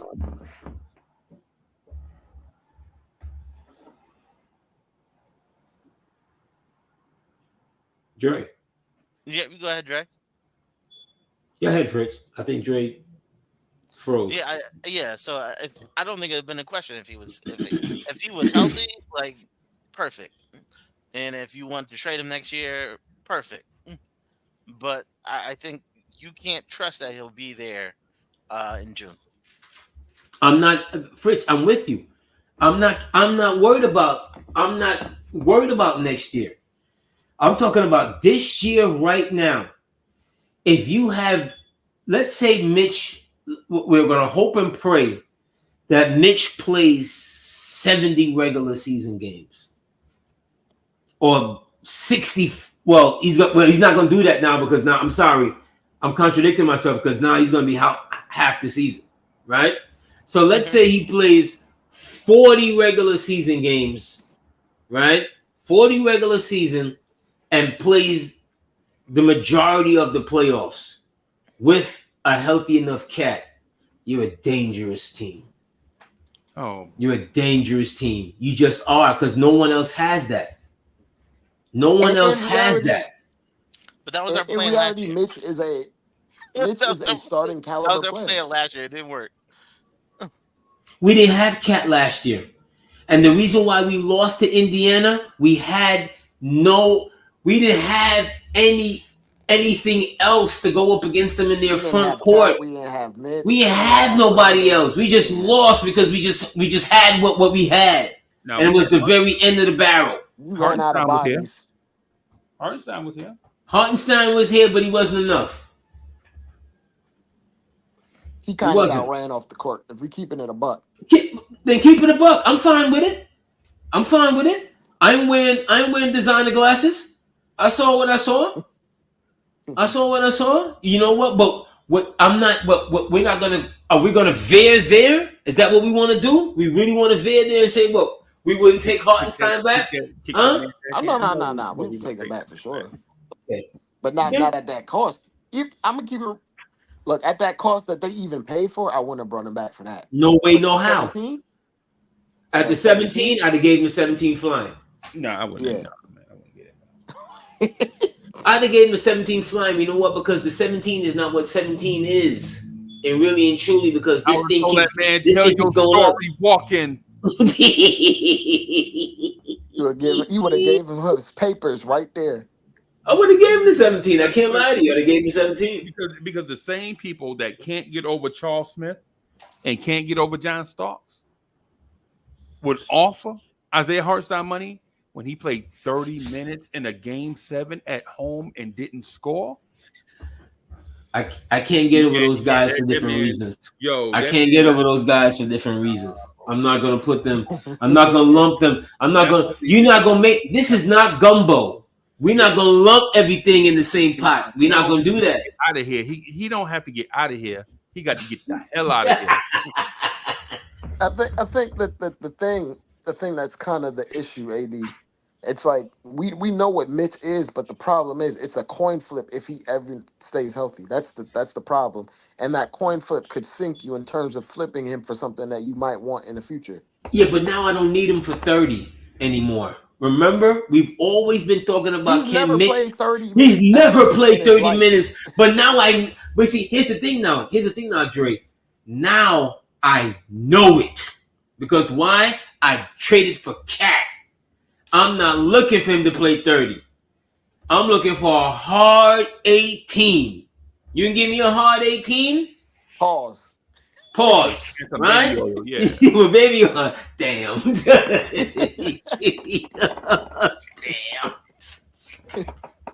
I ain't gonna do that with you. Can't stop, won't stop. I ain't gonna do that with you. I'm not. But I understand that. And even if I'm gonna keep it real, if he stays here, you're gonna see lineups with him and Cat together. Like you're gonna see him push somewhere between 22, 23, 24 minutes. But the problem is he's gonna come back. Number one, he's gonna be out of shape because he's off his feet. He's gonna be gassed. And you know what happens to people who are out of shape and they try to play professional basketball? They get hurt. But that's just what the chance you have. Look, he's not here for free. It's not like he's on a 10-day contract where you don't care if he gets hurt. The only thing if you care if he gets hurt because if he's on a 10-day contract, he got to be on another 10-day. You can't just cut it. You can't just cut an injured play. He's not here for cheap. That's the problem. Yeah, but you say you have to. So what you gonna do? What you gonna do? You just gonna sit there and let him do what? Not utilize the skill sets that he at least has. Skill set? What skill set? He is a dominant. He's a dominant offensive. You already know. You trying to get me upset out here. You know what he does. 2 things at an elite level. 2 things at an elite level. Yes, and he can run. What are the 2 things he does at an elite level? I'm just interested. He's probably the best offensive rebounder in the league, and he's one of the best rim deterrents. I won't call him a rim protector, a deterrent. People don't. I'm gonna call him a rim protector. I'm gonna call him a rim protector. You know why? Because he can. Kirk Cousins, bro. He Kirk Cousins. That's fine. That's fine. Right. That's we legit watch Kirk Cousins throw for 500 yards and be like, "Yo, I'd rather have Kirk Cousins than Pat Mahomes." No. Yes. No. Because Mitch plays a shorter amount of minutes, so he can give you everything he's got in 20 minutes. Right, where Cat has to spread that out over 35 minutes and be the primary focus. Yeah, but Freezy. That's why we're saying, Mitch, man, he offensive rebounds. Man, how many of those offensive rebounds that he grabs were his misses? Not a lot. Not a lot. Some of them were because but if they were to be his misses, then he would have to have been a part of the focal point of the offense, which he's never going to be. Nah, that just means somebody shot and missed. He grabbed the board, put it back and missed. Grabbed the board and put it back and got fouled. Went to the free throw line. That's fine. And obliterated the backboard. That's fine. Unless it's 4th quarter and he passes it because I got secondhand PTSD hearing you. He grabbed the board, missed. Grabbed the board, missed. That's fine. That's fine. But at least he's grabbing the board. At least he's grabbing the board. If you want to get whatever. Pause, whatever. If you want to go there, you got a guy in your 30th year memory that he is as my man Free Keith was saying a couple of days ago, that man had 2-3 guys on his back with nobody in front of him, and he could not muscle it up to get it to the rim. Okay? You want to talk about keeping it a buck, keeping it 100? Yo, I don't even. You don't even have to put that video on. It's stained in my heart. Yo, y'all dogged him like unnecessarily. I'm sorry. What are you talking about? Do you remember that play, Fritz? I can give it to you. Believe me, I watched it. I can give it to you. That man is 6'10", 6'10 and a half.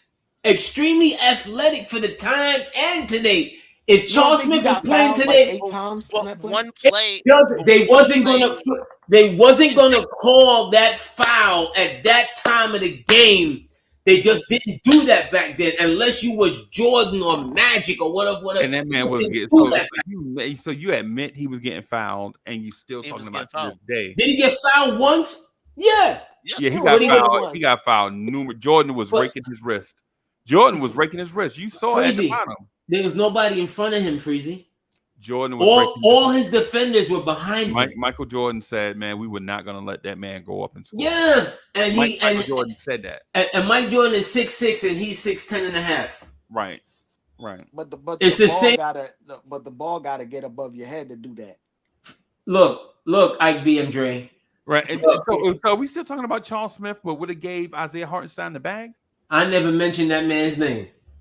You never heard me. If you rewind this tape here tonight, I never mentioned that man's name. What I was saying is slander, I think the New York slander.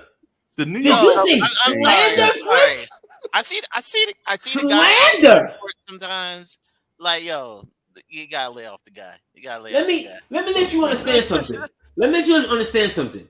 When Carl Herrera has a better finals than the man that you traded a quarter of your team for, what are we talking about?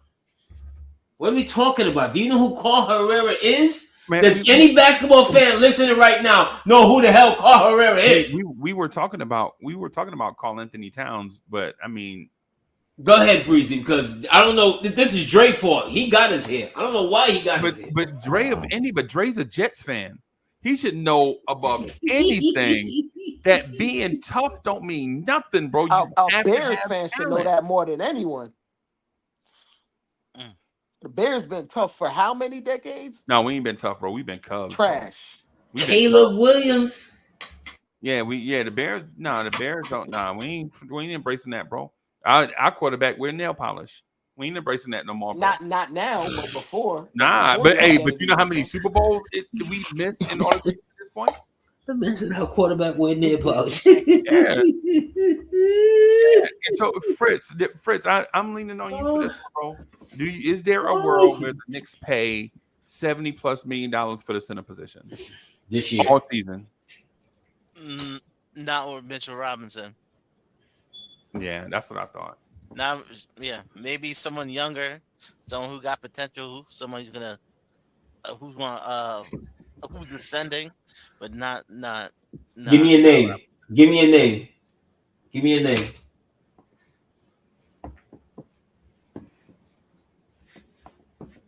Oh no!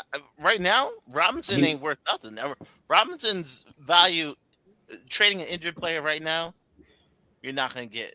It's not happening. I'll tell you who I trade. I'll trade him right now for Grant Williams, straight up. Oh gosh. Yeah, you're not doing that. A conduit. Yep, a conduit. Right. I'll trade him for Grant Williams right now, bro. I know you mad at him. But Grant Williams. Yeah. Come on, Freezy. Yeah, they may make a. Come on, Freezy. Yep. You're not doing that. You're not doing that, Freezy. Yeah. You know you're not doing that. Yeah.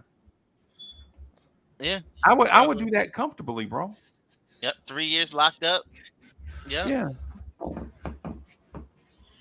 At this point, it's about resource allocation because you already made your mind up on what your core is. Everything else after that is about making it fit around your core, and you got to maximize your dollar at that point. Yeah. Yeah. Because you already locked up in contracts. You got to maximize your dollar to the nth degree. You gotta have another Deuce contract on your books. Yeah. Like Dre know what move I do. Dre know I'll do this in a heartbeat. I would trade Mitch for Nick Richards and Trey Mann right now.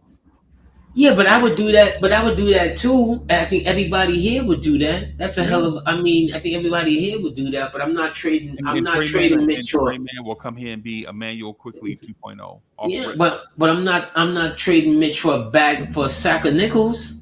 You're not trading for a ham sandwich. Just no, I'm not doing that. Just put the nickels in my hand. I don't need a sack.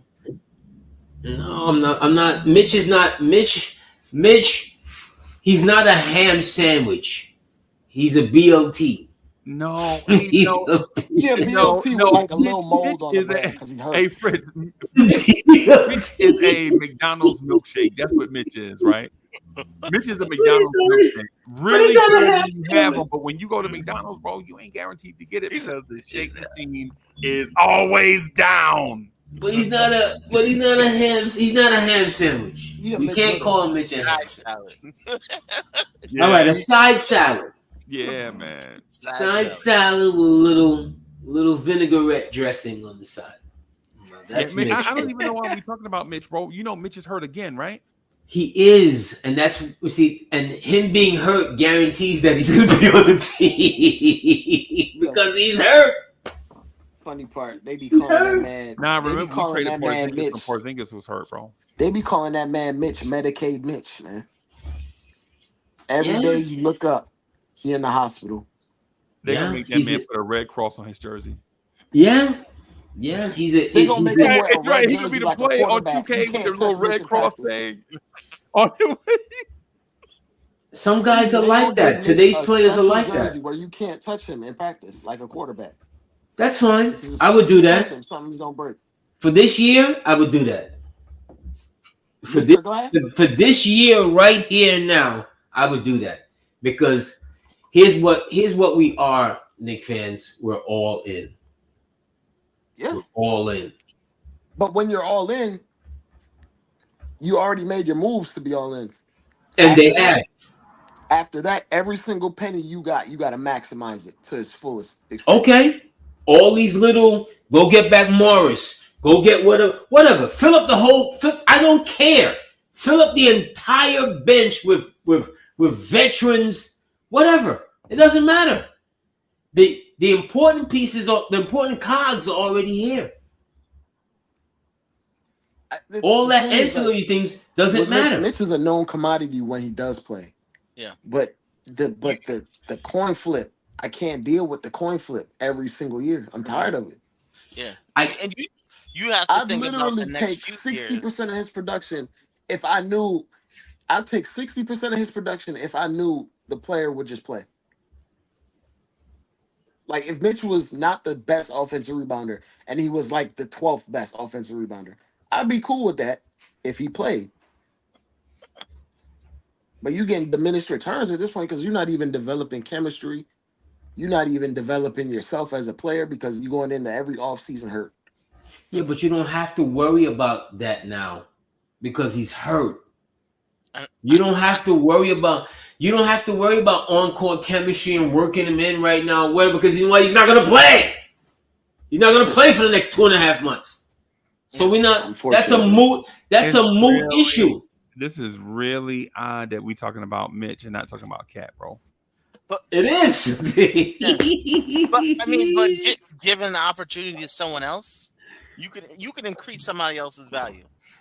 So right now we know Jericho Sims isn't worth anything, but if Jericho Sims had a decent 2 months, who said he ain't worth 2 second-round picks? You went from he's not worth anything to a decent 2 months will get. Damn, is that what second-round picks are worth now? A decent 2 months?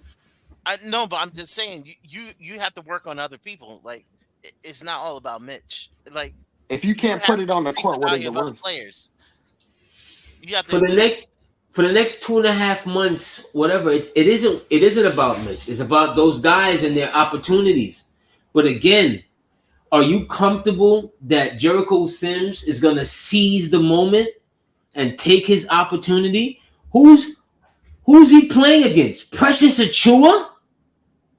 Precious Achua should stop Jericho Sims from his moment. Is that what we're talking about here? I'm expecting I, that. I'm Actually. I'm confident the Knicks could survive for a few months and then figure out what they need in January. We've survived multiple times for months without Mitch.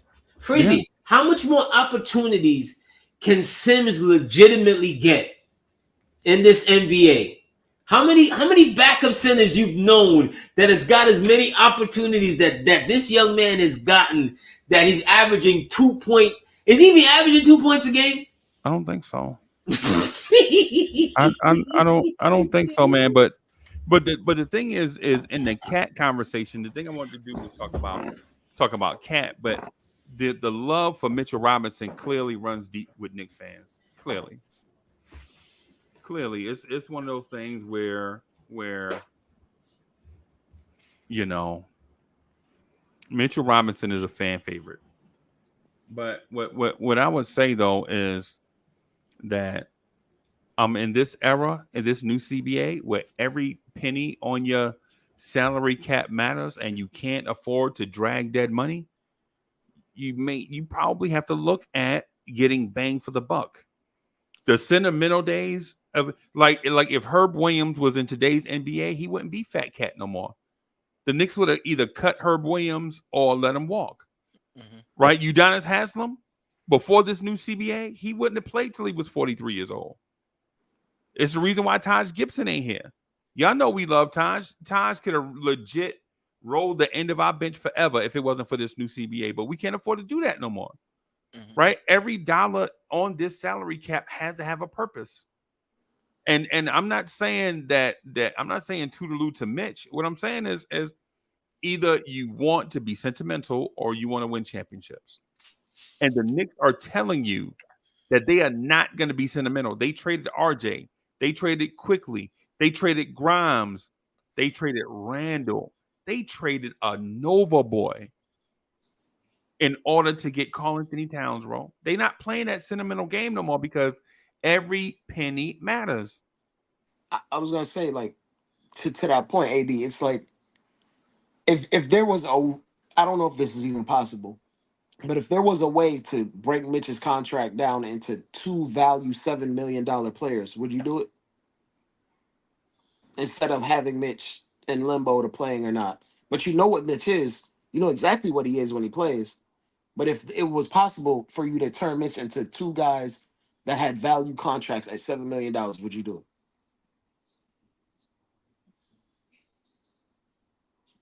Well, I don't know if AD's here, but Fritz, for the purpose of the argument, would you do it? Absolutely. Or Freezy, would you do it? Absolutely. Two useful pieces. Okay, that's the whole point that I'm making. It's just about asset management. It's not like we hate Mitch or anything like that. But you need to make your dollars go as far as they can go in this economy. Especially when you already made up your mind about Cat and OG and McHale and Brunson. You already made your mind up. So whatever that 30 million you got left on your salary cap, you need to make that stretch for your whole roster. You need to get ideal and optimized contracts. You got to get bang for your buck. And while Mitch is playing, he's bang for your buck. But when he's not playing, it's diminishing on its own. And if a guy gets hurt every year, then what value does he have? Mm-hmm. And the value Mitch has right now is that he's a descending contract. Another team could look at him, even if they say, "Oh, he's inconsistent," but like, yo, he's 14 this year, he's 12 next. Yeah, that's they the can most at appealing least part. look at it that way, and that's value. Next year, you won't have that value. Somebody say, "Oh, is he worth it?"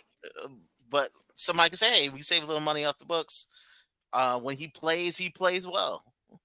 And that's His value at best would be as an expiring, but as the salary cap goes up, And expiring 12 million doesn't even move as much anymore as as if like an expiring 30 They're not million gold. They're would not do. gold anymore.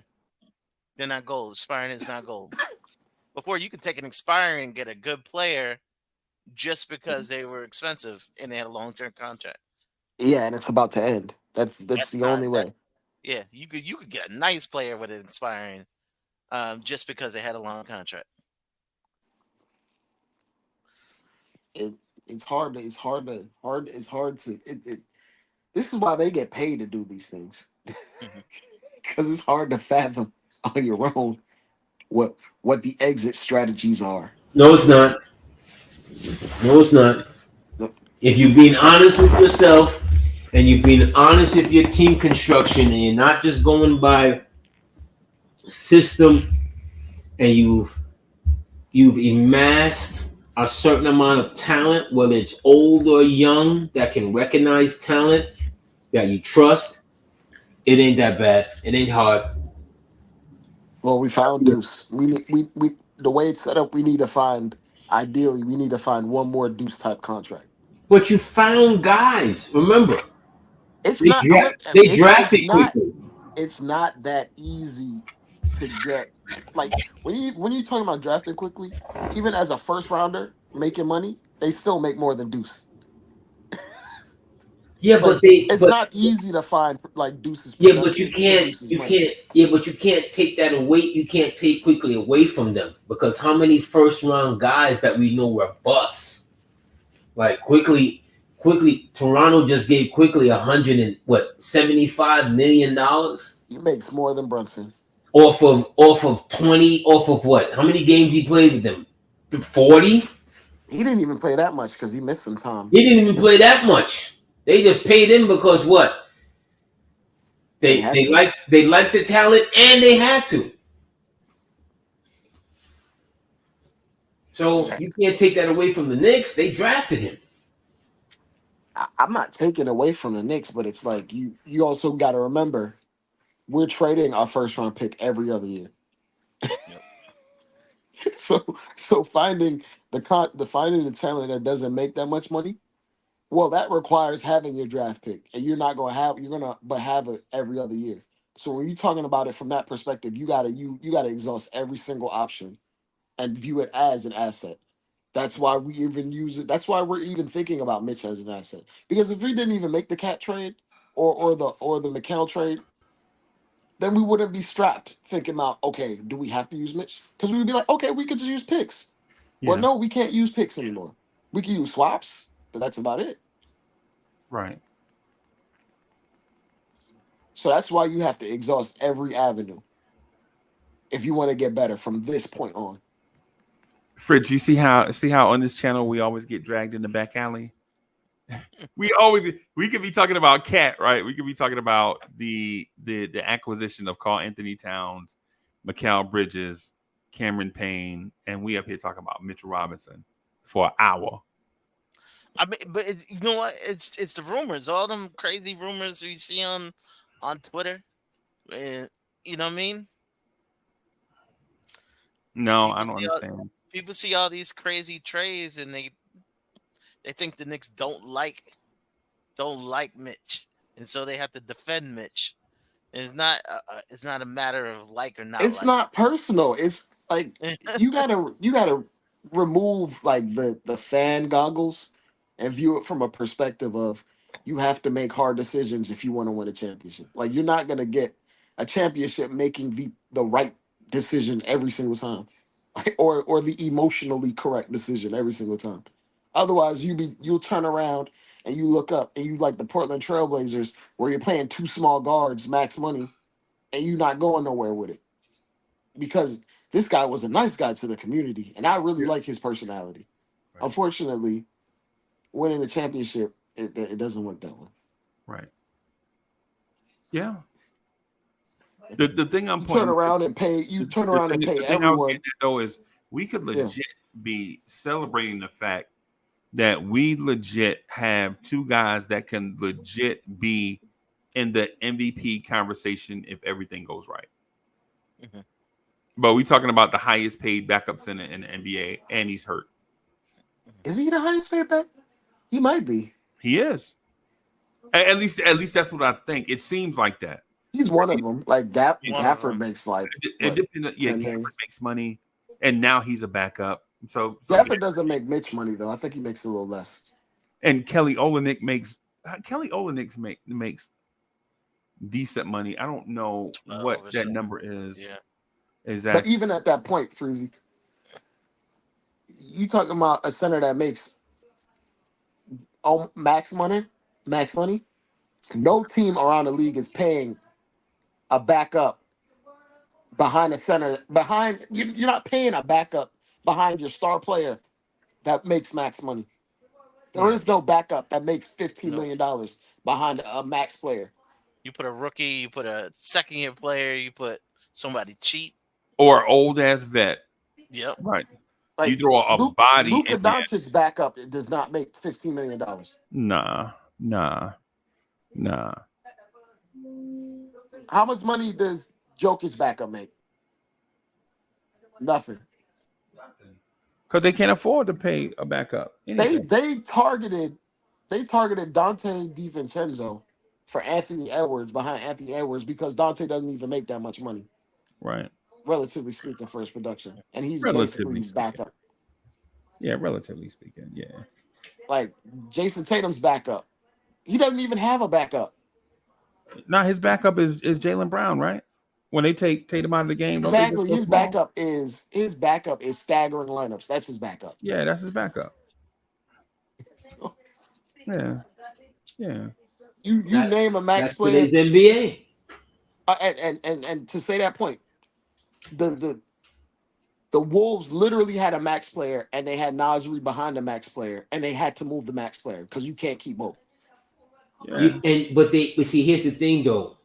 See, here's the little piece that you're leaving out. They had that for a while. It's not like Nasri just got paid. By the way. yeah, he just got paid, but he was on the team for a minute. They were operating but with when him. he got paid, you had to make the decision, and Yeah. they made the decision. But that's fine. But you had years to decide this. This is You don't a have runaway years to narrative. decide Yeah. this right now, though. Runaway. That's the thing. Hey, We don't have those how years to how decide this. everything always come back to Cat don't have value. No, Cat has tremendous value, but because no, Freezy, I'm not saying Cat doesn't have value. I'll never say that. Cat is an extremely talented ball player, but Right. because of the NBA and their new CBA situation, the Minnesota was on the clock with what they were going to do with either Cat, Gobert, Nas Reed. Right. They signed Nas Reed to a new deal. What a year? Except no. But they did. Except no, that's not accurate. But Freezy, they couldn't keep them all. No, you can't keep them all. It's not Pokemon, bro. Okay. Right. So the thing is things are being stated out of order as if Cat was the reason. Cat No, I'm not saying that. I'm not saying that. Cat wasn't the reason. I'm not saying that. But I don't Right, think for I instance, don't think they believed in him. In this March of Dimes event that we're doing about Karl Anthony Towns having to go, like we didn't mention that for one they extended the McDaniels kid. That wasn't mentioned, right? And then at the same time, we didn't mention Rudy Gobert's salary at first, right? Those things play a factor in it, right? Yeah. Those you can't trade Rudy Gobert if you feel like you're a championship contender because of what Rudy Gobert brings. No. Gosh, no. Oh, so That could never be their thinking. That could never be their thinking. bro, they were a first round team without Rudy Gobert. They get Rudy Gobert, and now they're a Yeah, but are you really going to pin that on Rudy Gobert? Come on now. Come on now.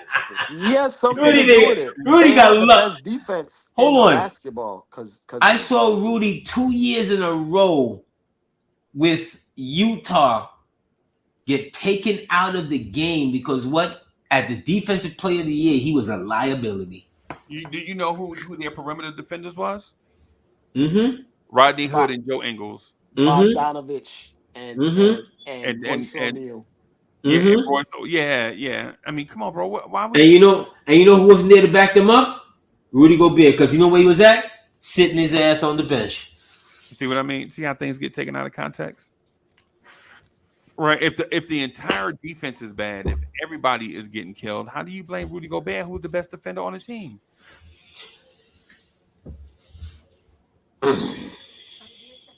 That defense couldn't switch everything. A team where you can switch everything with different players, where Anthony Edwards can guard somebody, where McDaniels can guard somebody, where Conley can guard somebody, it's a different feeling. Right? But then when you got Bogdanovich and Ingles on the floor and Donovan Mitchell, you can't switch everything. You can't switch anything. Mike Conley on the floor. So you think so you believe that Minnesota believed in Cat? Because if they believed in Cat would still be there. I think Didn't have a choice. I think Cat was Who's the gonna only one trade for that was. Gobert? I think Cat was the only one that was tradable. Right. I don't think you could. What? I don't even. You don't think you Nas could Reed was realistically tradable? Trade Gobert right now. No. You don't think Nas Reed was tradable? No. After his playoffs, Nas Reed wasn't tradable. No. Not if you want to He keep a was job. tradable, but the thing is, they chose depth over one singular player making a lot of money because you can't pick both. What is a team going to offer you for Nas Reed? Right? If you're Minnesota, do you take anything less than 2 first-round picks? What team is going to offer you 2 first-round picks for Nas Reed? Nobody. The Knicks. Nobody's. That's something Scott Layden would have done. Scott Layden would have done it. Hey, And what an undersized. I once saw. Don't do that to Isaiah alone. Cleveland traded 2 first-round picks for Mozgov. Right. Yeah. But they won a championship with Mozgov, bro. Okay. This was when teams didn't value first-round picks at all. See, you see, Fritz. There's always a reason as to why teams did the madness. There's always a reason as to why teams did. When Isaiah did it, he's a buffoon, right? When this other team does it for Mozgov, Mozgov didn't do anything for that championship run besides being a 7'2" dude. AD, I could pull up a picture right now of the Isaiah Thomas standing next to Jerome James in a big ass suit from the 2000s. Hold on. I was in the restaurant with Jerome James the weekend that he signed. You ain't telling me nothing. And I saw the man have 6 entrees in Sylvia's. Bro, that Sunday afternoon, the man had 6 entrees in Sylvia's. That dude looked like, y'all remember that movie, The Mask? Remember that suit he had on, The Mask? Oh, yeah. That's what Jerome James looked like at that press conference, bro. That man had shoulder pads on as a basketball player. Come on, Jerome James. I walked past that man's table, shook my head in disgust. Oh God! You ever seen a 7-foot+ man in living color? Even when he's sitting down, he takes up half the damn room. 6 big dude. Soul food. You know. Plus the sides. 36 straight hours after that.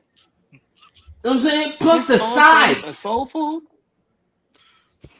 Oh my God. Itis ain't even a word for that. I don't know what you call that. I don't know. And then he doubled down on it and traded for Eddie Curry like 2 weeks later. With a heart condition. Fritz, see how he had a heart condition. The Bulls gave up on him immediately when the medicals came back, and Isaiah was like, "Let me get him right now." Eddie Curry came, but man, bro, we legit talking about Eddie Curry and Jerome James instead of talking about Cat. I'm telling you, Cat gonna be the scapegoat, bro. Knicks fans hate Cat already. No, identify yourselves, Cat haters. No, you don't. They're waiting for him to trip. They can't wait, bro. I think it's the light skin thing. Opening night. Oh my God.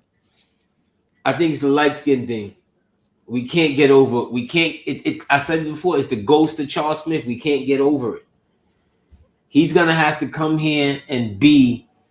And you know what? I'm fun and I'm joking with that. But when you come here, Freezy, with his kind of immense talent, we're not looking for anything less than a championship run.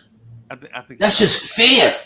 I think you gotta relax. You gotta relax. You're gonna tell Knicks fans that we can't honestly look for a championship run with the last 3 moves that they've done in the last 9 months? Come on now. Okay, well, I'll tell you what. Then give me example of this happening before, and then I'll rock with you. Boston did it in 06. No, I'm talking about the Knicks. Because I don't care about that. I don't care about that. Boston is not New York. I'm talking about. I don't care about that. Right. 08, I don't care about that. Has a player as talented as Karl Anthony Towns came to New York. Melo was more talented. You know what? I do have some Knicks PTSD, and the other day we probably were this confident when came over. McDice. Oh God. McDice was McDice wasn't. McDice was a talented guy, and McDice was a 20-11 dude. So numbers wise, you could say but he wasn't as talented as Karl. How many guys did we pick up or pay that got a microfracture in the 2000s? Like, oh my goodness. Allen Houston, we paid 4 microfracture. We picked up T-Mac. I think he had a microfracture. Yes, Penny he did. had a microfracture. Penny had a microfracture. We had at least 4. Had a microfracture. 4. There you go. We had at least 4. McDice had one too. Dropped like 25 and 20, didn't 5. We kept picking up damage goods. Like in his first preseason game, he had like 25 and 20. Like I think he got hurt in like if it wasn't the first, it was the second. It was the second preseason game. The first one he had like 25 points, 20 that rebounds, was it? And it was like, yeah, it was preseason, bro. Yeah. And remember, for those that don't remember, McDice actually played with us before we traded him. It's not like he never played as a Knick. He played in the regular season. I dare you to find footage. I thought it was preseason. But okay. They burned the tapes, man. I dare you to find footage. They burned the Al Troutwig tapes. Yeah. The tapes is gone. So we're searching for Antonio McDice, the lost tapes, instead of talking about Cat. Cat is But see, you've put it on the record that you think that Knicks fans don't believe in Cat. No, I think Cat is going to be the scapegoat for a certain level of Knicks fans because everybody else is likable, and Cat comes here with a reputation. So the easy transition for those Knicks PTSDers are going to be Karl Anthony Towns let us down. We gave away too much. Well, Allen Houston came here with a certain reputation. And Allen Houston worked through that. So if Allen Houston could work, remember, Allen Houston came here as a free agent, 7 years or 6 years, $50-something million or whatever. Yeah. And he was replacing one of our beloved legends. I wanted Kobe, and they gave me Allen Houston.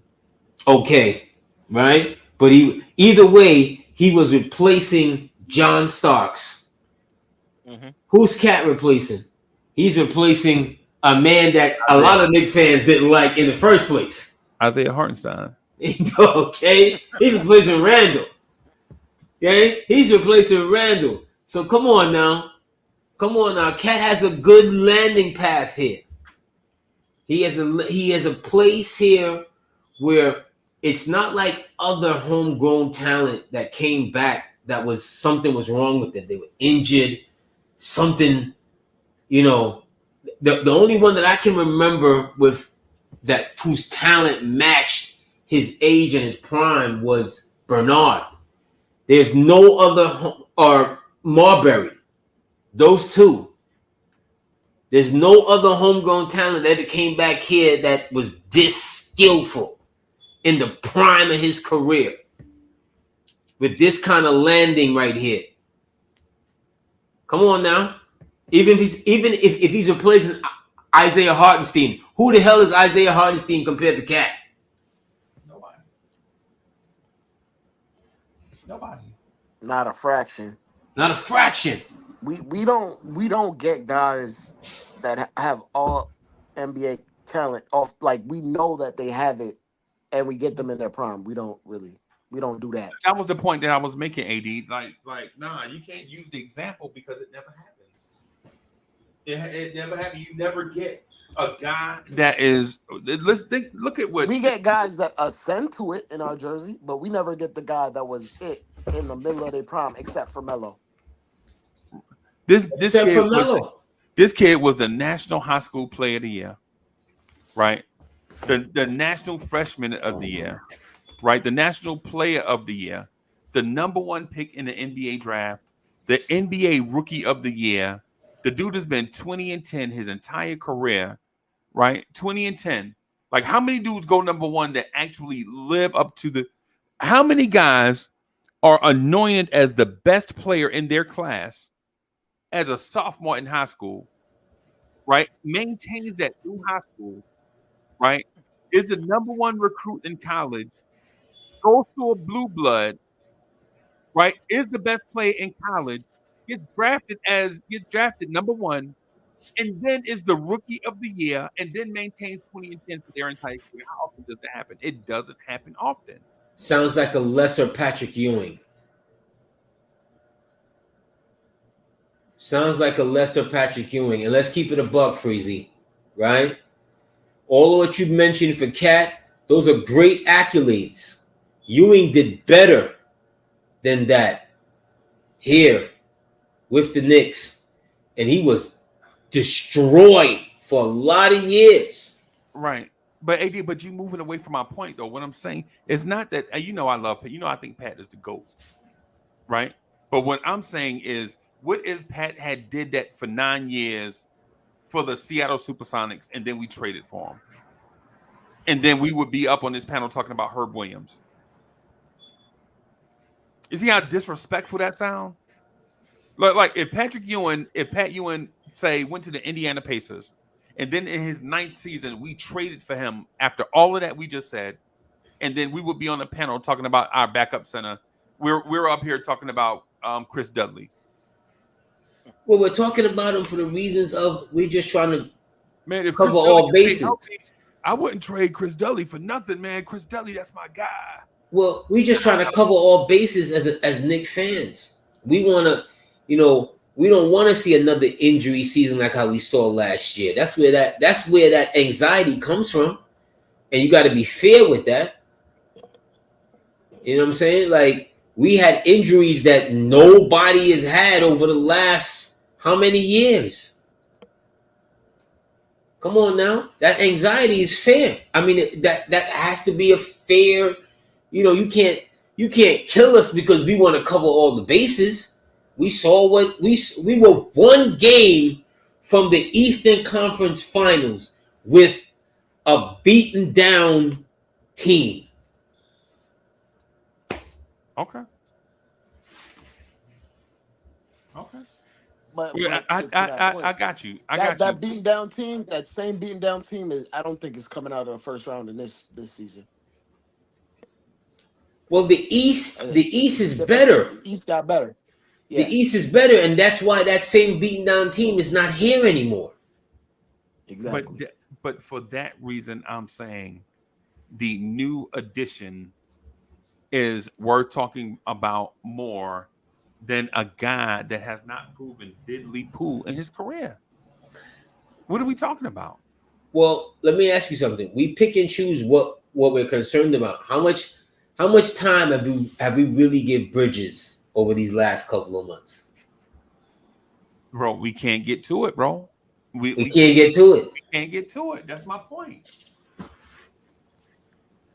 That's the point that I'm getting at. The addition of Bridges far exceeds anything else. Bro, the Knicks legit gave away 4 first-round picks and a pick swap for Mikal Bridges. We've never done that in the history of the franchise.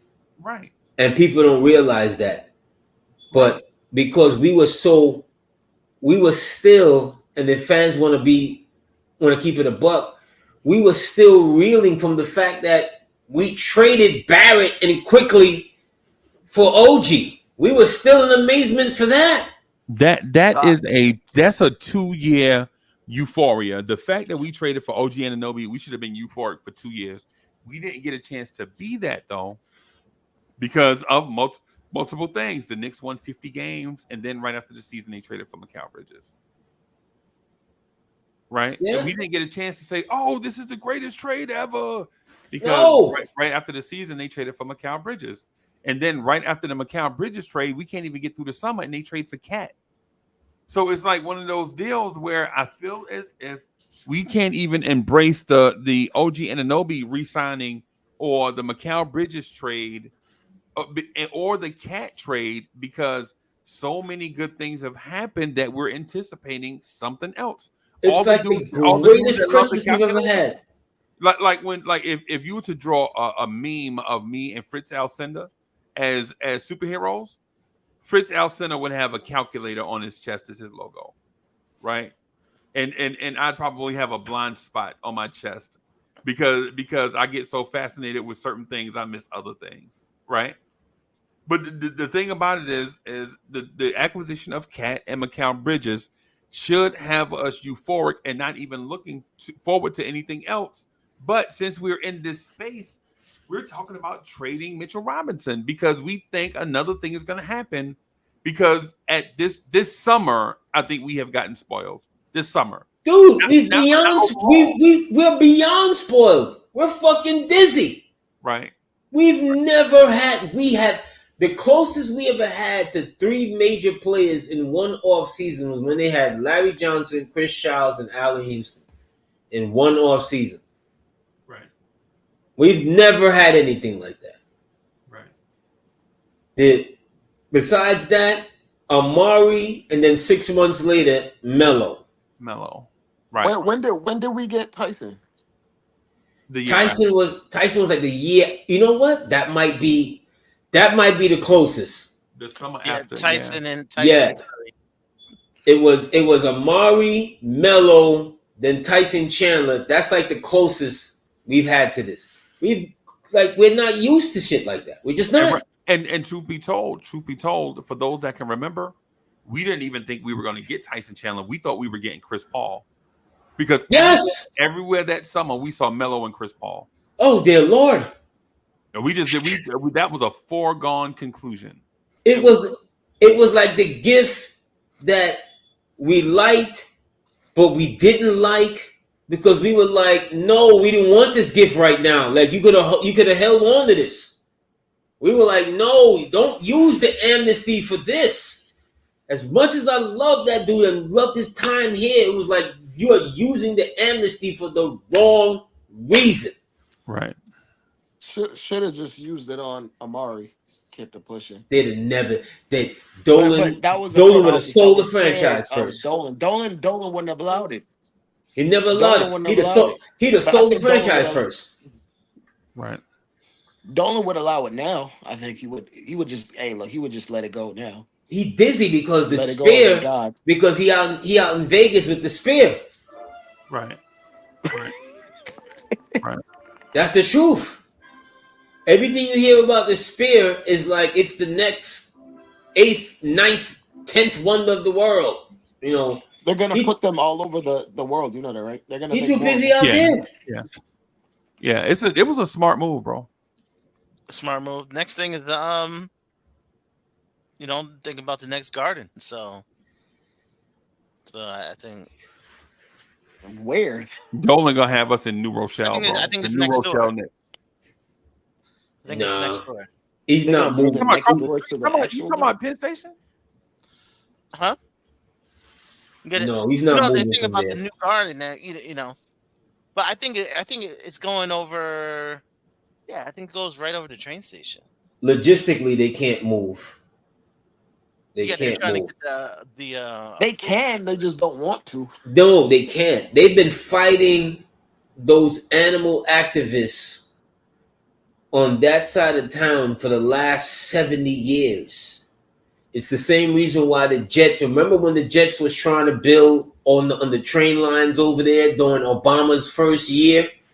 When they all went over there to Europe to go petition for the Olympics, right? And the Olympics was like, hell no, you can't even get you can't even get the stadium that you're talking about. You're showing us this piece or whatever. They were blocked. You're never gonna build on that side over there. Those activists over there will never let you get across that town. And we're trying to do that for the last 70 years. The city has been trying to make James Dolan shut down operations so they could actually work on fixing Penn Station. James Dolan just spent $1.5 billion He's to not going for refurbish it. the Garden. Ain't no way in hell you gonna make him shut down the Garden.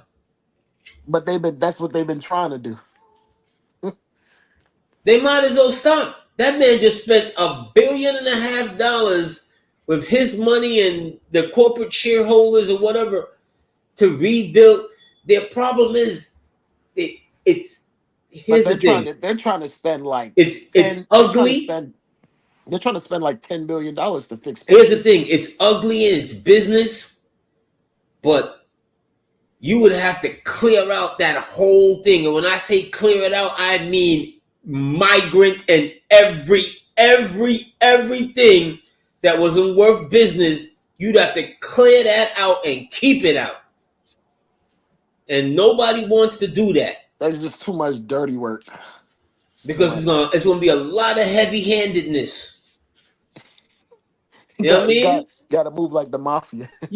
I remember when me and my man was going to Game 6 against the Bulls in '92, right? I think we had tickets, but we were going to go to scalpers. I had $250. I think he had like $350, right? This is like a '92, so that's a good paycheck for us, right? We got on 8th Avenue and 33rd. I'll never forget this. The Garden ushers with the police, they were outside on the Garden, on those steps on the street. You couldn't even get close to the Garden. They were shooing you away. And as they were shooing you away, they were letting you know you're going to get arrested. Right here, right now. Nobody got close to the Garden for that Game 6. No scalpers, nobody was making. Uses facial recognition to keep people out. Can you imagine now? If he really wanted to get buck with it, when is the last time you went outside of Madison Square Garden? It's disgusting. Oh yeah, it's gross. It's gross. Maybe last week I was outside there. Gross. It's gross. Trash. Let's keep it a buck. It's gross. Just pure business. I'm taking out the philanthropy, the social feelings, or whatever. Just pure business. If that was your piece of property right there, you'd be like, "Look, we gonna fix this, buddy." Right. Just wanted to talk about Cat. Well, you left the scene, and we got all Dolan, we got all Garden. You let us get deep in the Garden. Just want to talk about Cat. I just wanted to talk about Cat. About Cat being an MVP candidate, bro. I think that the first supposed to be about Mr. Meow, bro. The first time we see a center go for 30 and 15, Cats is getting Karl Anthony Towns' government name tattooed on their neck, bro. We never seen, bro. The first time we see Karl Anthony Towns block a shot and do that stupid flex he do, bro. Fritz Alcindor is gonna be first in line to get Karl Anthony Towns' name tattooed on his ribs. The first time you see him do a heat check after making 2 threes from 37 feet away, bro. See, we've never seen it with a point. We've never seen it with a point guard. We've seen centers that we haven't seen the center combination like that since Willis and Clyde. Bro, that's what I'm saying. Some of y'all have never seen the dynamic stuff that we're gonna see this season, right? Like the Knicks legit have top 10 players at 4 different positions, right? And when that may not sink in now, right? But when we start playing the schedule and somebody's best player comes to town and we say, "Yo, we got somebody," that's when it's gonna set in. right? When we see Jason Tatum, we got something for that. Y'all got Jaylen Brown, we got something for that. Y'all got John Morant, we got something for that. Right? Y'all got LeBron, we got something for that. Y'all got Steph Curry, we got something for that. Right? And so the first time that we see that happen, I think it's going to set in, and I think the Knicks fans are going to go to a new level of appreciation for the Karl Anthony Towns trade. And salute to Julius Randle and Dante. I mean, I'm not kicking they back in because I love both of them. Y'all know those were my two heartstrings on the team. So for both of them to get traded, y'all know I feel I'm like Rich Homie Quan in that, right? Feel some type of way, right? But the thing about it is I can't argue the fact that Karl Anthony Towns was the best player in his high school class for 3 years, was the number one recruit, went to Kentucky, was the best player in the nation, was the number one pick, was the NBA Rookie of the Year, and was 20-10 ever since then. You cannot dispute what that man has done in the league, right? We could say other stuff, right? Like, man, that burger and fries was good, but my napkins was soggy. Who cares? Who cares?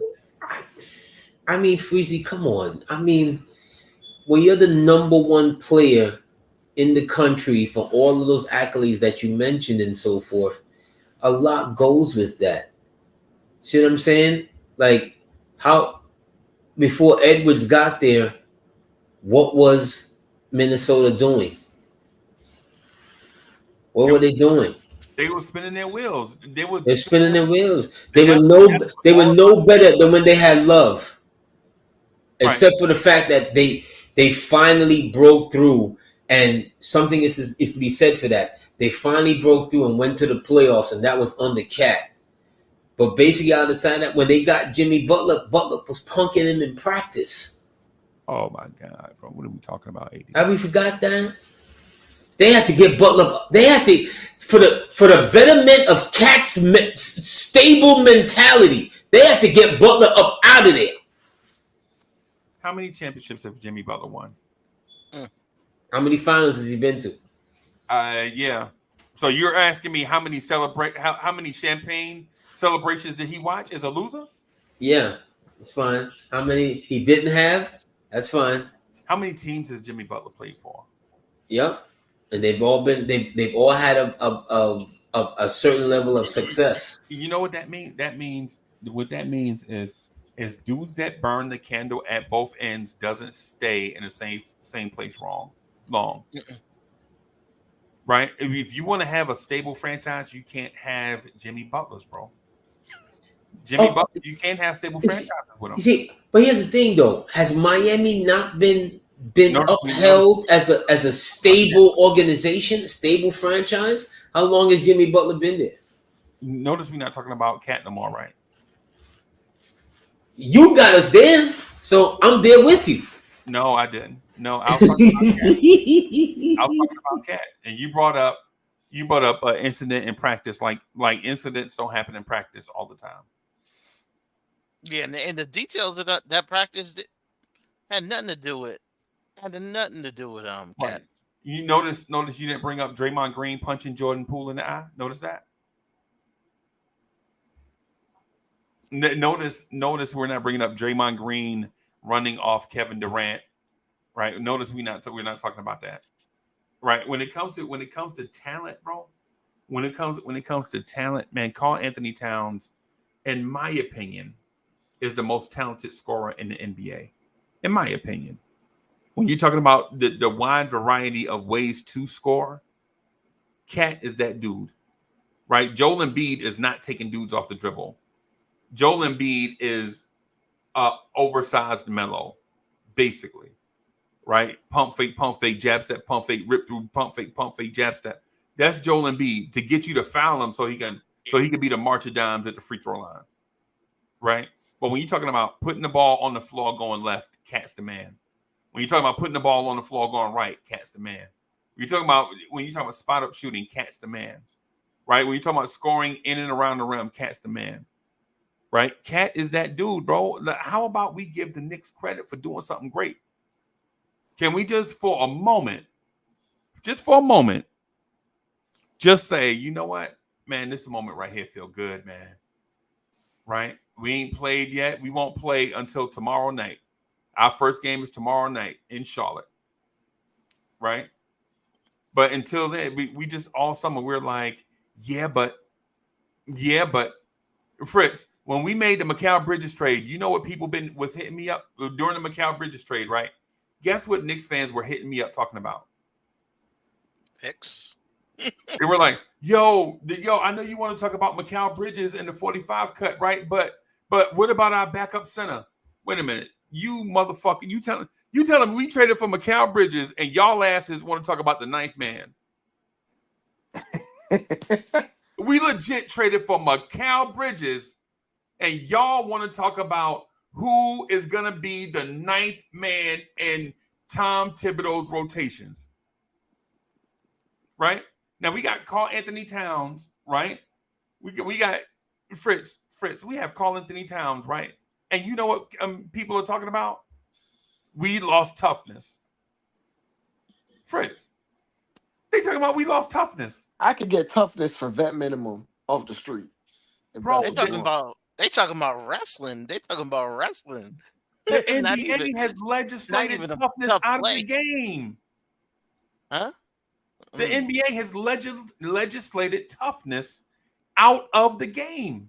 Y'all see it. No Rick Mahorns, none of that. None of that mess. Bro, the number one pick in last year's draft is a dude that's 7'3", 220 pounds. Right? You think he's coming into the league tough?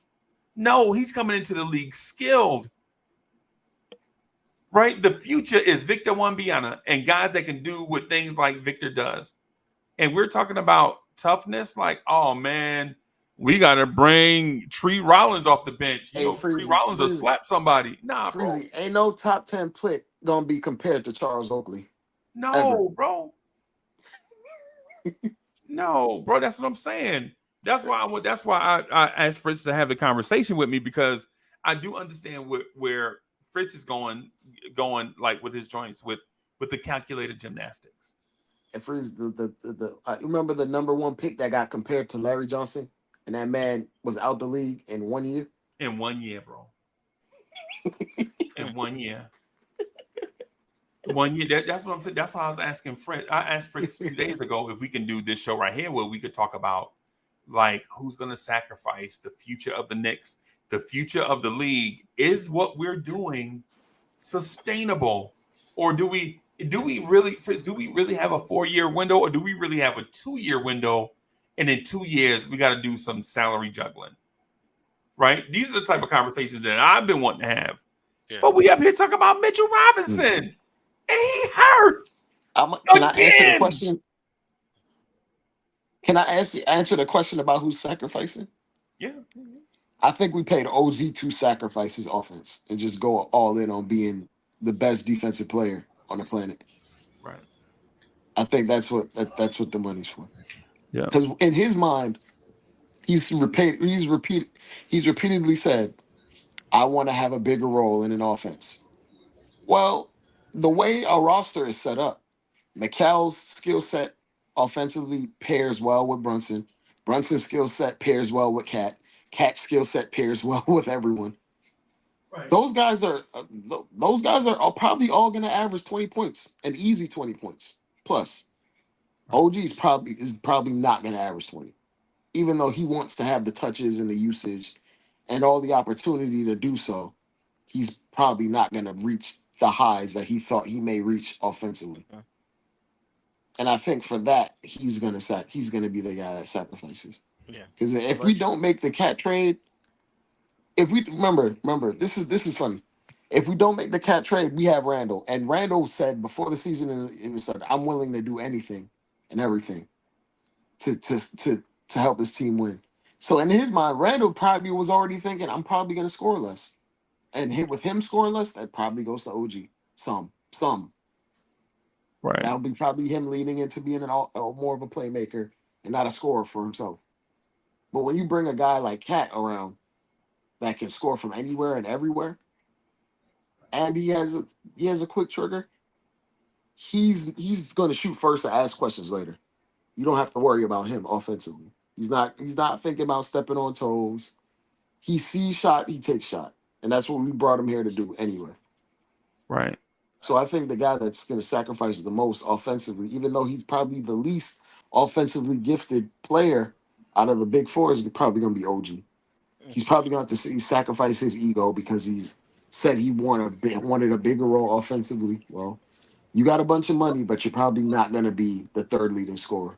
Well, that's in a set offense.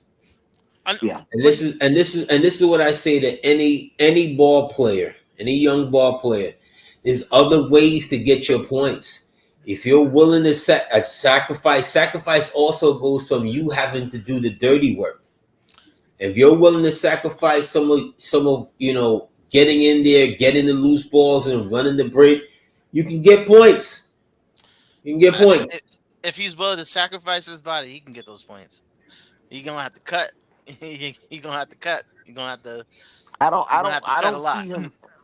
It's gonna be hard to average 20 points without having anything set up for you. It's hard. That's very hard. Yeah. It's very hard to just get 20 points off of unscripted play. All right, fine. But you know what? How about he's never averaged 17? How about that? Exactly. Get to that. Get to 17. How about that? But that's my thing. But the thing is, he wants that, but like he's gonna have to sacrifice his dream of being that high usage player with this team. I think we got to have some context too. I think we got to have context to the conversation. The thing about OG and not averaging a certain amount of points is not just because OG Anunoby is a limited offensive player. If contextually, I'm thinking about when OG Anunoby played in a player-friendly offense. Right? When has OG Anunoby played with an MVP caliber point guard? When has OG Anunoby played on a team that actually had legitimate and consistent outside shooting? The answer to this question could be not a lot or never, depending on how you view Scotty Barnes and Pascal Siakam. Like when you have, they had not run for him either. He wasn't. It wasn't running plays for OG. Yeah, because they were not running offense. They were basically trying to out-athlete guys. They were looking for the next Giannis type player.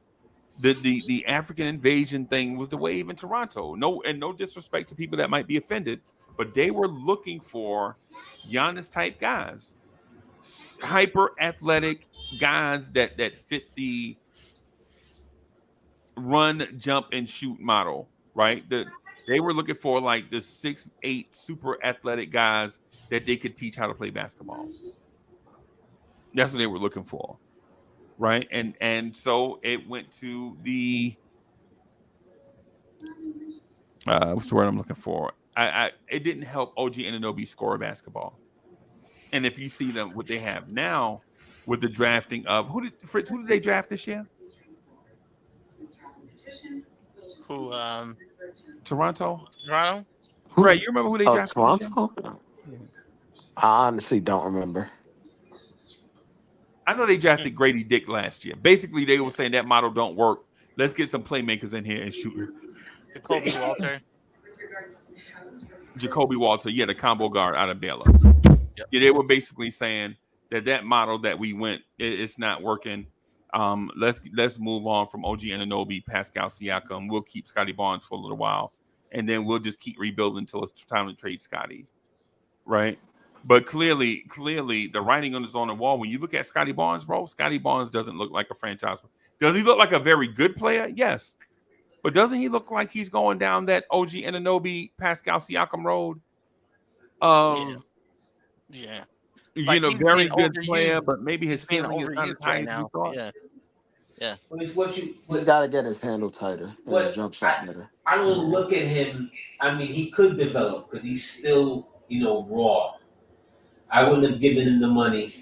I thought that was a lot of money for a dude that really hadn't gotten anywhere in the last few years. But it depends on what you're putting around him.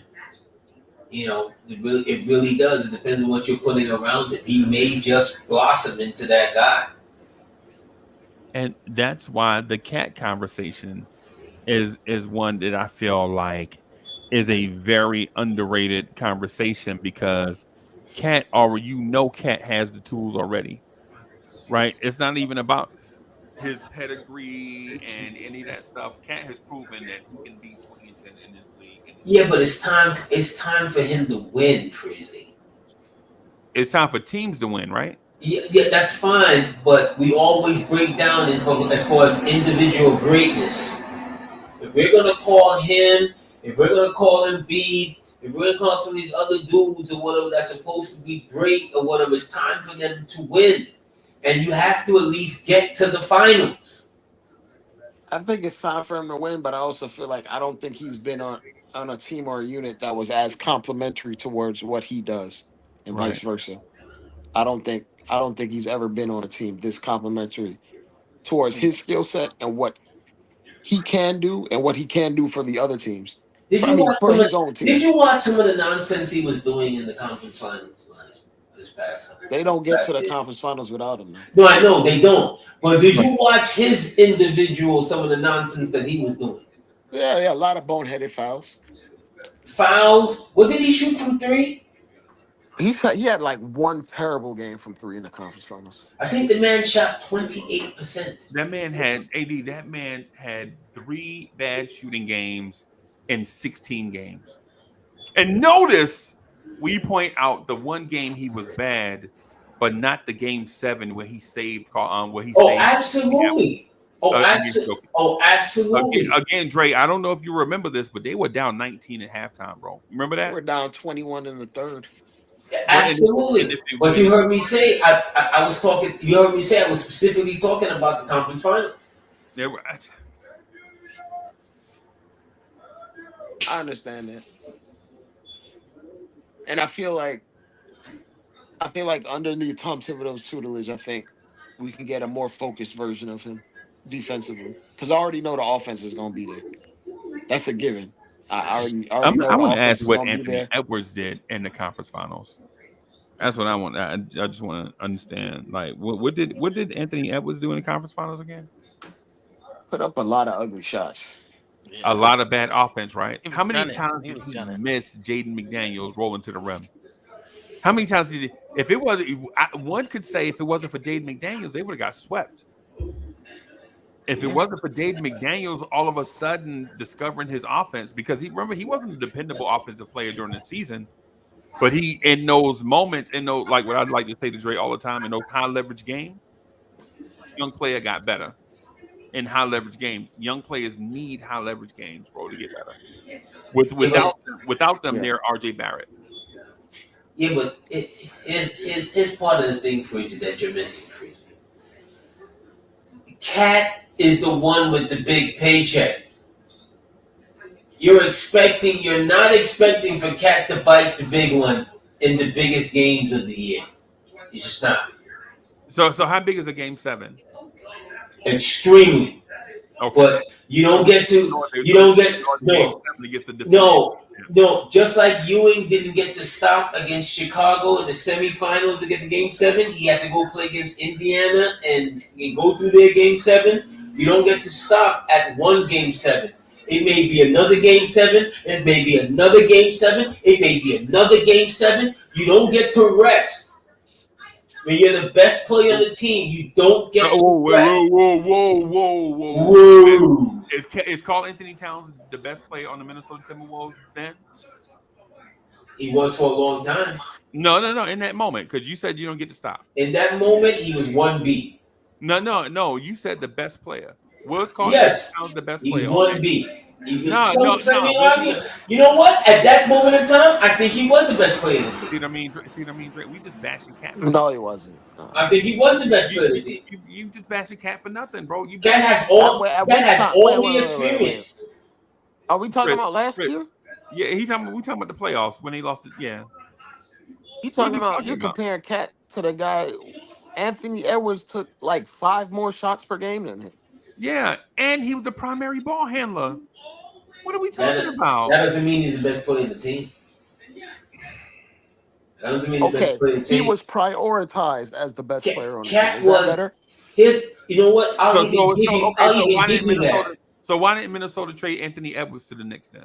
Because Anthony Edwards is 23 years old. And they're not trading him to nobody. I would say Cat was there. Cat had been the face of that franchise for a lot longer than Anthony Edwards. Cat had been there for a long time. You know what? Yeah, you know we what just Julius passed Randle that. described Anthony Edwards as?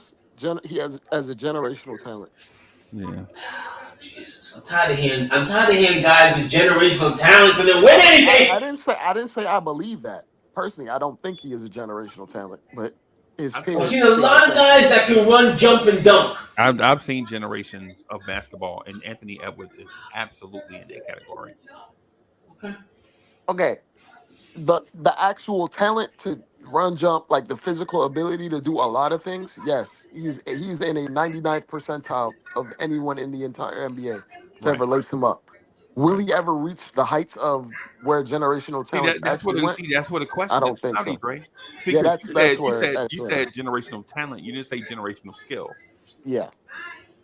right? Whoa. Fritz, is that Generational accurate? talent. Will he yield me the generational outcome? That's more. or less. Yeah. See, and see, now I'm with you on your line of questioning, because generational talent, we know talent is talent, right? But skill is skill. It's just like when we were talking about Jericho Sims a little while ago.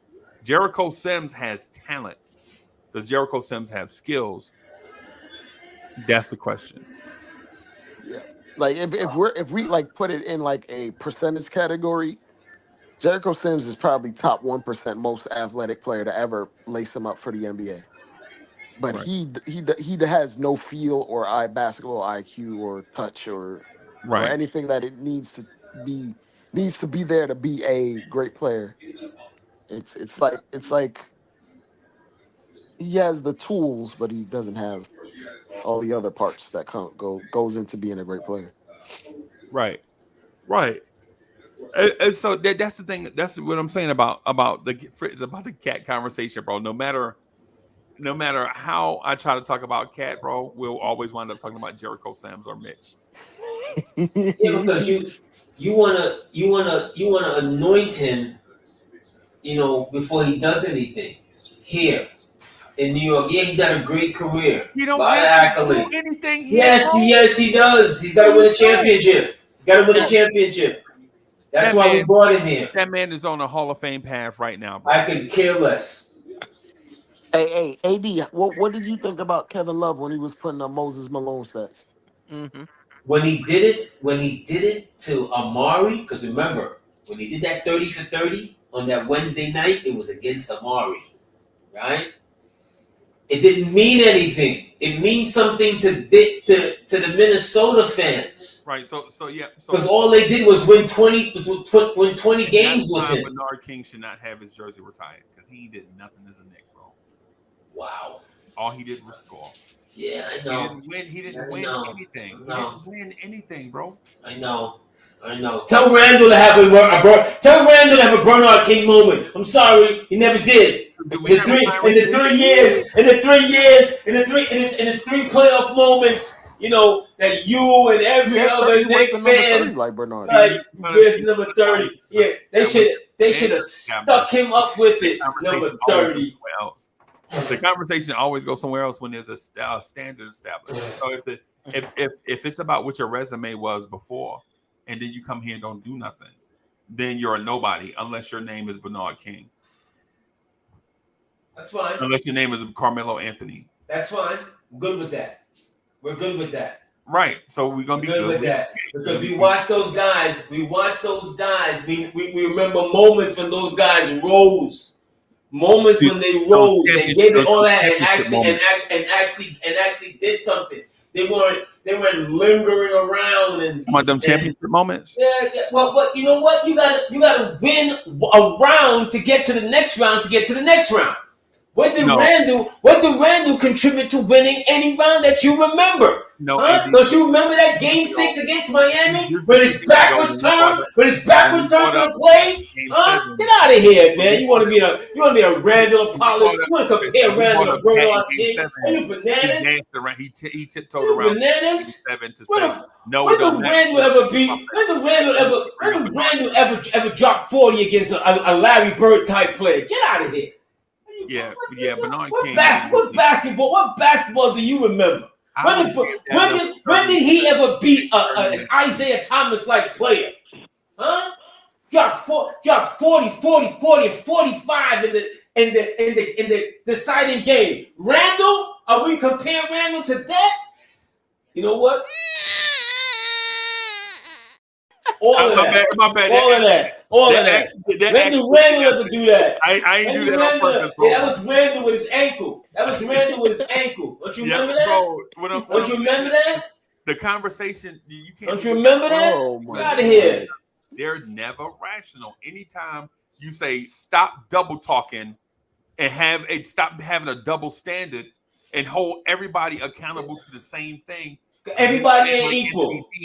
Everybody ain't equal. Do that. Parcells told that to the Giants. Everybody ain't LT. Everybody ain't equal. Right. Facts. There's levels to this. Randall never got to those levels. Randall has the worst shooting percentage for any forward in the modern game. Against Atlanta, has the worst shooting percentage any forward in the modern game. At least he played. Facts.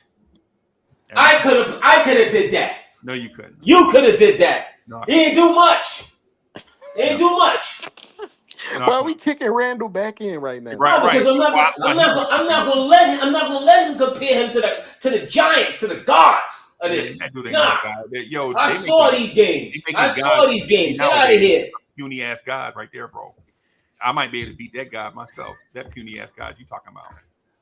Right? We talking about with the clear double standard when it comes to players, and fans and their biases will make up anything to discredit a player that they don't want. Anything. Right? Like Fritz, I don't know how long you've been a content creator, but the Knicks had a player that wore number 11 named Frank Ntilikina. And when I first started doing this, right, no matter what Frank Ntilikina did on a bet, legit, we were on Twitter. That's what they called it back then. For 4 hours arguing with a dude that was arguing about Frank Ntilikina 2 free throws against the Washington Wizards. Frank saved the game, bro. He scored 2 points, and this dude said Frank 2 free throws swung the momentum for the Knicks to get hot, and the Knicks won the game. Right, and that's what Anthony D does right there. You just saw it. You just heard it with your own eyes. Right, and instead of saying, hey, you know what? Everybody's not equal. There's a clear standard for everybody. No, there's no clear standard for everybody. There's none. And then we bash other players. No, there's no clear standard for everybody. It was Patrick Ewing's poster that people were ripping and sticking their heads through while the man got hurt on Patrick Ewing night, and they were throwing it back at him. There was nobody else they were throwing it at. It was Patrick Ewing. There's levels to this. You just can't Randall came around. Well, Randall took the money. Not once, but twice. Right. Randall didn't do nothing for. Randall was a nice regular season player, but don't compare him to the gods. He's not the same. OG Anunoby is the richest Knick ever, and you ain't said that, man. And he will have to show and prove. Was the richest Knick ever until Cat. And he will have to show and prove. Gave out. Right, Fritz. The Knicks have never signed a player to more money that they signed OG Anunoby to. Mm-hmm. Right. And you notice nobody is even whispering OG Anunoby's name. Right? It's because there's a clear double standard. And it's not even the Yankees fans. Expectations are different for it's not the Giants fans, it's the Jets fans, bro. Jets fans, they do that all the time, bro. They let shit suffer for they suffer for so long. You're such a I'm gonna say this though. Turn the conversation on its ear all the time. Who has suffered more than Chicago? Breezy, we gonna beat the Vikings at 9:30 in the morning. You better believe it. You better believe it. You better believe it. You heard it here first. Live on your show. All I'm saying is I'm prepared to get a garbage truck, drive down the Verrazano Bridge, and pick up Jets jerseys. That's what I'm saying. I gotta get a dump truck. How far do you live from Chicago? I bet you it's a much closer drive from you to Chicago than this from you to New York. Yeah. I'd never be a Jets fan, bro. Ever. Yeah, ever, bro. I mean, I just can't. I dated a girl who was a Jets fan one time, and guess what? She was She crazy. was too good for you. She was So crazy. it was. He was way too good for you. She was way too classy for you. From, You're a boxer. You're a Crown pugilist.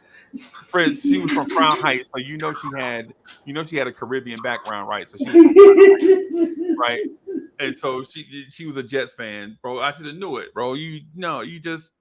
But the point I'm talking about Cat though is Cat's this long, no pun intended. Dudes this talented don't come along often, and when you have the ability to acquire that player, your franchise, you have to appreciate the move that was done and what that player will bring to the table.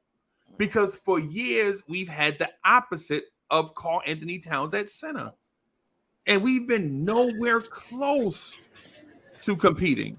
So Cat doesn't have to win the championship for you, Freezy? Are you asking me, do I believe the Knicks can win the championship right No, I'm asking you, Cat, as the number 1 or 2 player, however you see him as, he doesn't have to win a championship with all that you've done, with all that management has done over the last 9 months that we have beaten to death out here tonight. Cat doesn't have to win a championship? No, he Yeah, doesn't. I think the Knicks are He doesn't have to win a championship first? No, he doesn't. Oh, okay. All right. So what are we here for? What are we here for He doesn't tonight? have to win one. What are we here for? He doesn't have to win a championship, and you're going to be happy with that? Karl Anthony Towns is the most talented dude on this roster, bro. He has to get us in the conversation. Do you know people still talk about Ewing and the lousy effing finger roll that he did that wasn't able to complete because his hamstring was hurt? Like, people still talk about that over his entire body career. Pat Ewing. Yeah, you talking about the year Pat Ewing had the MCL sprain? Remember they were wrapping his knees up before. Let's talk about that. Remember that they put that in songs. That was 90. That was 95. That was in That 95. was 95. That man couldn't even jump. That man couldn't even run, and people still blame Pat. But the thing about that though is, the thing about the Pat Ewing thing is, if the Knicks would have won a championship in '94, they would have gave that man a pass in '95. Then that's what I'm saying, Freezy. That's That's all about a championship then. That's what I'm saying. Like, for instance, if the Knicks would have won a championship in '99, there would be no pressure on Cat right now, because we wouldn't be talking about 50-year drought of championship. No. If Stat and Melo would have won a championship together, Yes. there would be no pressure on Karl Anthony Towns. No. Today. But They wouldn't be Karl Anthony today. But the thing is and for those believers out there that believe in a higher power, right? There's a saying that the son should not pay for the sins of the father, right? And so Karl Anthony Towns, Jalen Brunson, OG Anunoby, Mikal Bridges, and others are carrying the sins of the father, right? Of the guys that didn't make it, and as opposed to us looking at this conversationally as these guys had nothing to do with Pat Ewing or nothing to do with Carmelo. We're saying Carmelo brought us this far, you have to take us the rest of the way, right? Or Jalen Brunson brought us this far last year. This new group of Knicks have to get us to the mountaintop. And what we should be saying is, all of that is over with. You can't rewrite history, right? But what we can do is take this group of players, put them on the floor, let them do their very best, and win us a championship. But we won't do that because we have all that's ingrained in our minds, right? Sometimes you just got to let it go. Freezy, let me ask you. The Boston Celtics has just as many NBA championships as anybody, right? I'm glad you mentioned that. But you don't hear Boston Celtics fans complaining about all the times that they lost in the finals. No, I'm glad you mentioned that. The Boston Celtics have lost in the finals just as much as another team won championships. Man, let it go. No, those Laker teams that had lost some 10 straight times, 7 game 7s to them. They are legions of Laker ball players that never beat Boston. That when they finally beat Boston, they were sitting on their couch in their old Laker jerseys. Bro, Like they was a part of the team. Yeah, but the documentaries are there with them talking about how they were living their own player moments, even though they never beat them. AD, Lakers fans are legit talking about how Kobe Bryant is better than Jerry West. They don't care nothing about that. What you talking about, bro? Young Lakers fans don't, but they don't care.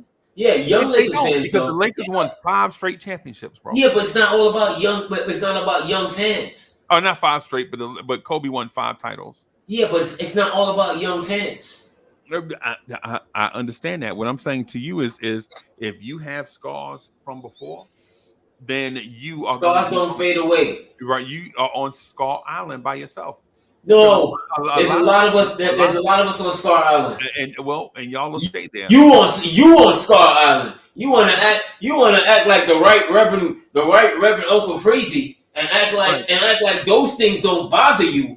Like those moments don't bother you. We've sat here we have sat. Hold on, fans. Have you not heard me and Uncle Freezy on Old School Sundays? Have you not heard Freezy talk about John Starks and how bad that knee was? Huh? Fritz? That's not me. Let it go, bro. You can't change it. Why are you even worried about it? You gonna sit there and stew in it? You gonna stew in it until we win one? Yes. Well, you'll be stewing in it with a certain group of fans until we win one. And I could be the jerk. I could be the jerk and say, well, technically, I've seen one because I was alive for the last championship. Right. Well, for me, you've seen too. I'm gonna enjoy tomorrow night in Charlotte. Right, I'm gonna enjoy seeing the Knicks run out on the floor. I'm gonna enjoy seeing the new players. Hey, drop some shorts while you out there, Freezy. Shorts on YouTube. Yeah, I'm gonna get Cat to give me a armband or something. Right, me, I'll be with Jay Boogie, so you know Cat gonna be talking to Jay Boogie. The celebrity. Yeah, he gonna premiere something. Yeah, he gonna premiere something in the Gucci glasses. You know, Boogie gonna do it. Yeah, man. I'm gonna get. It's Jalen Brunson. For some reason, we can't get to Jalen Brunson. I guess he's untouchable, but yeah, the dudes like Cat and the others. Maybe I'll get OG Anunoby to give me something because it's about the Brunson crime family, and you're not close enough to CMB. Right. You ain't close enough to CMB, baby. You ain't close enough. Don't be there. Dre, that man shouldn't even be saying CMB. That man should never be able to even speak the word Cash Money Brothers. You all we got. The way he talk about AB is his brother's keeper. He didn't want, dude. The man didn't want to kill G Money. He's gonna tell me that G Money, that Nino shouldn't have killed G Money. I'm here to tell you that CMB should have killed Nino way before the end of that movie. Way before they should have knocked off Nino. Way before that. They didn't have the heart to knock off Nino. Man, Fritz, you saw New Jack City, right? How many times have you watched New Jack City?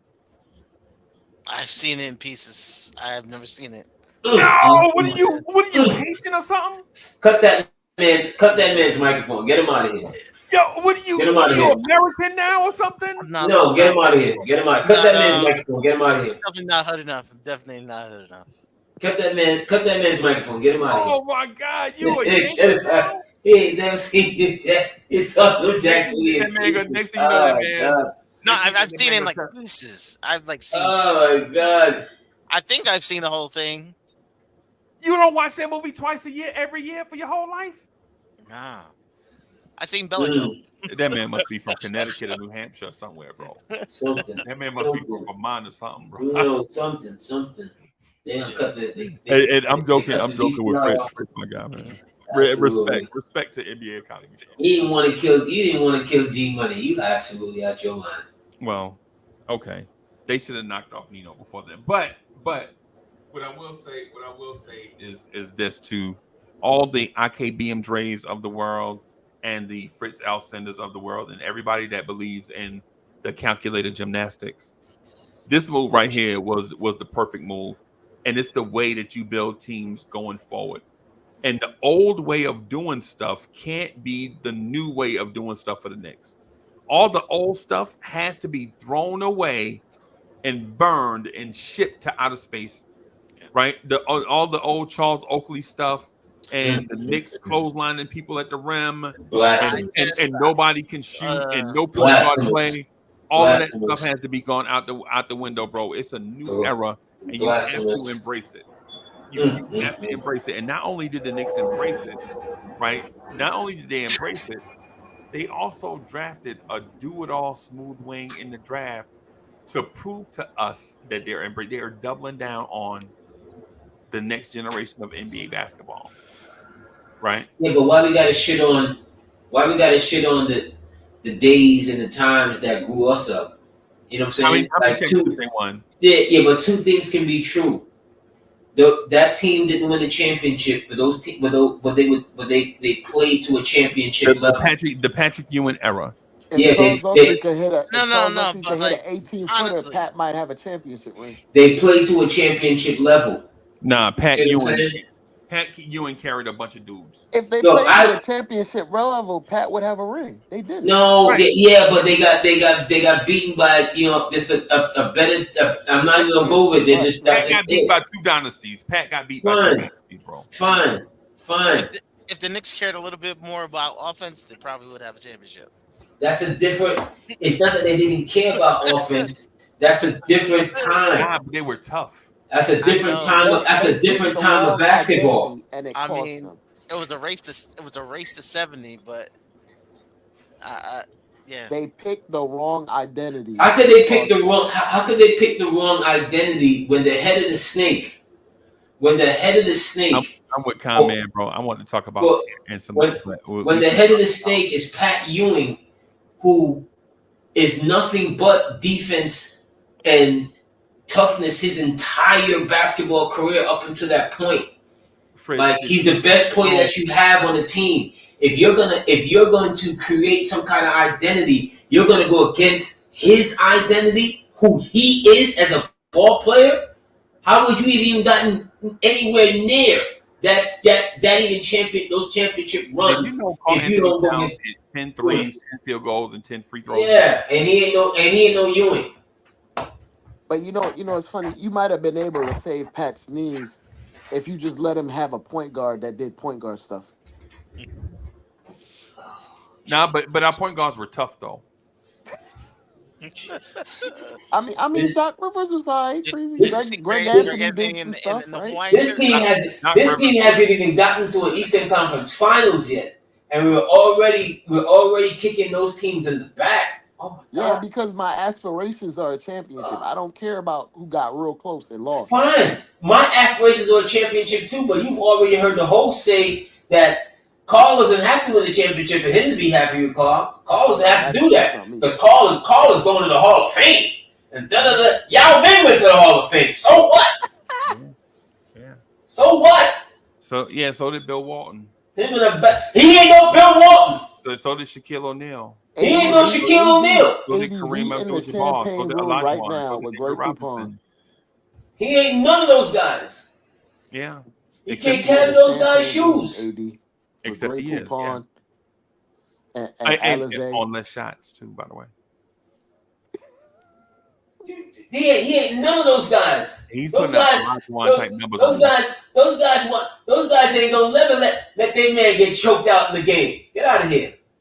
Get out of here. Why he stand there with excuses? Well, we were what? What were you doing? What was he doing? AD fibbing on that man. Oh my God. AD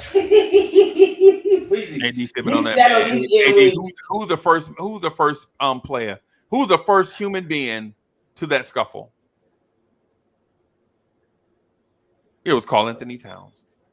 I saw Karl Anthony Towns put Embiid in a headlock and we talking about. You remember when that man tried to fight the whole city of Philadelphia? Remember that? Fritz, you remember That that? man When that put man tried to Joel fight Embiid in a everybody in headlock. Philadelphia?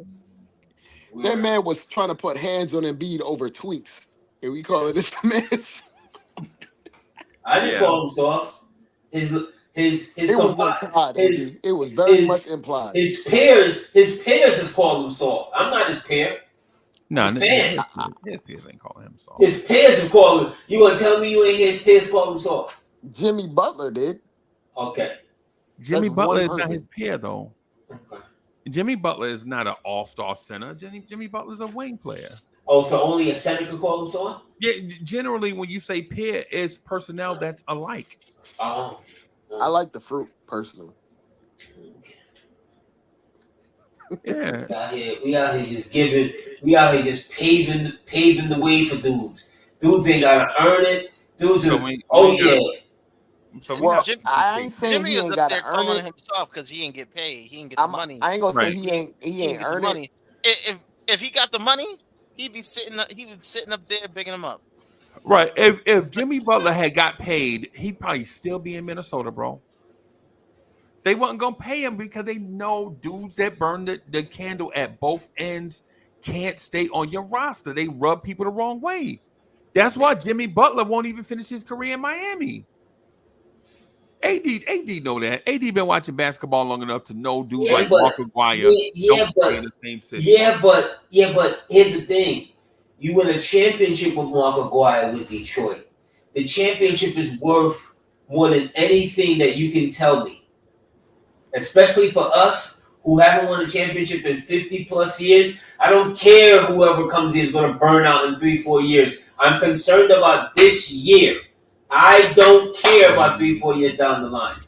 See how the goalposts move just now?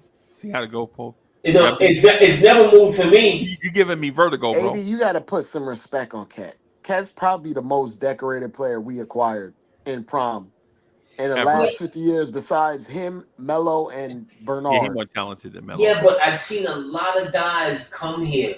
It You've seen a lot of guys come here and the lights get too bright.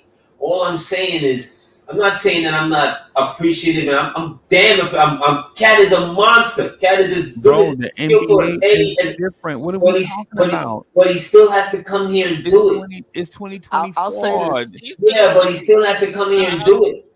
He's been Bro, in everybody we acquire, bro, come here. Bro, Dante DiVincenzo was here 1 year and set the Knicks 3-point record. What are we talking about, bro? It's 2024. You gotta view the ecosystem he's coming My into. bad, Fritz. Like, he's not coming into a situation where it's not meant for him to thrive. He's never been in a situation that has been catered so well to what he does in his entire career. Julius Randle broke that template into a million pieces, bro. Everybody that come here that has expectations thrives in those expectations. Bro. Oh, Jesus. Oh. Julius Randle shattered that glass ceiling. Yeah, right. Evan Fournier, first year here, bro. He set the Knicks all-time 3-point. What are we talking about?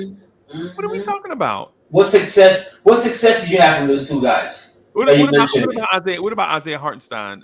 What success you had from those two guys? We made hold on, AD. We made underachievers overachieve, and you talking about somebody that's the most talented. If we make him overachieve, what's gonna happen? Bro, if we make Karl Towns Karl Towns at his baseline makes us a contender. If we make him overachieve, what happens? We win a chip. I think you need to allow him to get here, and you need to allow him to play, and you need to allow him to acclimate and get himself right before you just say that he's going to do it and he's going to be. That's all I'm saying. This environment that's pre-made for him to come into with players that fit his skill set, and he doesn't have to worry about being the guy. He basically called Brunson Cap the first day in training camp off rip. Yeah. Bro, what are we talking about? Like, that's a recently, level within the last 4 years, what play within the last 4 years has come here with just even a basic level of expectations failed? The Brights are not too big in New York City. What are we talking about? AD? Well, Freezy, I'll say the ham sandwich Quentin Grimes had, like, expectations. Rick He Carlisle never had any from me. I can't with y'all. I can't with No, y'all. he was I got Well, to. I Sam, said what's his on kids draft had night? expectations for him because he started them. I got to rock, gentlemen, but we will catch up again. I got to rock, fellas. Knicks family, I know what it is. Peace. Yeah, hey man, Salute, thank you for AB. coming. Oh shoot, he gone now. I was gonna thank him for coming through, but he did. But yeah, man, that these old narratives that we trying to slap on Cat, bro. You know, I think we probably just need to chill and relax and just appreciate what we have going forward. But I think this might be the best starting five the Knicks have had in 50 years, regardless if person is. Or you Talent, can talent for legit, talent, Freezy. yeah, This is the best starting five they had since Clyde days. Clyde, the Busher, and all of them. Talent And for talent. he got the mentors. We got Pat in the building. We have was it Mark? Mark Jackson. Was that? You said Mark Jackson. No, Mark Williams. Is it Mark Williams? So I mean, like he has like everything set up for him. Everything's set up for him. right. And then they got the new doctors. They got new everything. Knicks is like they hitting on all cylinders as an organization. I'm gonna say this, and I know it's gonna be a little buzzkill. I don't mean it that way. I actually mean this in a celebratory way. But if we're talking about the most talented starting five, this is the most talented starting five ever. Right now, does this starting five know how to win? We don't know that. Yeah, that's different. Right. Because if you're asking me who's more talented, Karl Anthony Towns or Willis Reed, it's not even a question. It's not even a question about who has the most talent. Willis Reed was a second round pick for a reason. Now, did he parlay did he parlay an NBA chance into being a legendary Hall of Fame caliber center? Of course he did. We love and respect Willis Reed and his contributions. But talent, Willis Reed wasn't taking other 7-footers off the dribble with his offhand dunking at the rim. But No. I think Freezy, I think some of that has to do with basically how the game has evolved. Like if those guys were afforded the opportunity to see generations of the game before and have this training regimen and have modern medicine on their side, we'd be talking about something different. Like if we had Walt Clyde with his mentality, his mental capacity, his will, and he was born in 2001, he'd probably be a top 5 player right now. Right. Well, yeah. Clyde Frazier, and people won't recognize who. Clyde Frazier, basically, in theory, is a mix up. If you took Gary Payton, Drew Holiday, and Shai Gilgeous-Alexander and put them all together, they might be Clyde Frazier. They might be. Right? Clyde probably have more offense than them. Right. And this was when the game was called differently, and when skill sets were different. Yep. Yeah, like it was a different, like if you gave these guys access to the internet, like you see the average NBA player and they borrow moves from one another. Back then, you had to mail in a tape and hopefully you had good tape, good footage. These dudes pulling up other NBA players' moves in 4K and going to the gym and copying it. Right. Until they get it right. And Earl Monroe was the forerunner of dudes like, okay, so give you an example. If you think Kyrie Irving is something, then you have never seen the likes of JoJo White and Earl Pearl Monroe.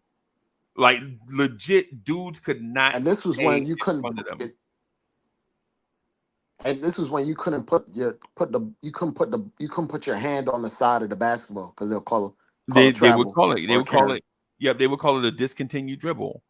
Right, that's what they used to call it back in the day. They would like the hang dribble is a discontinued dribble because the ball stops bouncing, it stops a natural motion. Right. Any hesitation would be called discontinued. Yep. And right now. Yep. Yep. And so if we're talking about talent for the, and I know Clyde Frazier would admit this, the Knicks starting five now physically is more talent and skill wise better than that Knicks Yeah. team. But one of the things that we forget that goes into talent isn't everything, bro. Like you have to have a certain level of basketball IQ. That team back then didn't have all the man. Bill Bradley and Dave DeBusschere weren't great athletes, bro. And they were undersized for their positions, right? But what they did have is an exceptional basketball IQ. They could play together and anticipate moves. They would grind and wear you down. They played in the greatest era of Lakers basketball ever. Well, there were a few eras, but back then, mind you, the year after the Knicks won a chip, the Lakers went on a 32-game win streak the next season, I believe. Right? Yeah. With Wilt Chamberlain.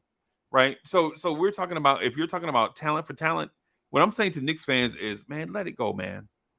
All that stuff that we've been holding on to for all these years, that has nothing to do with Leon Rose.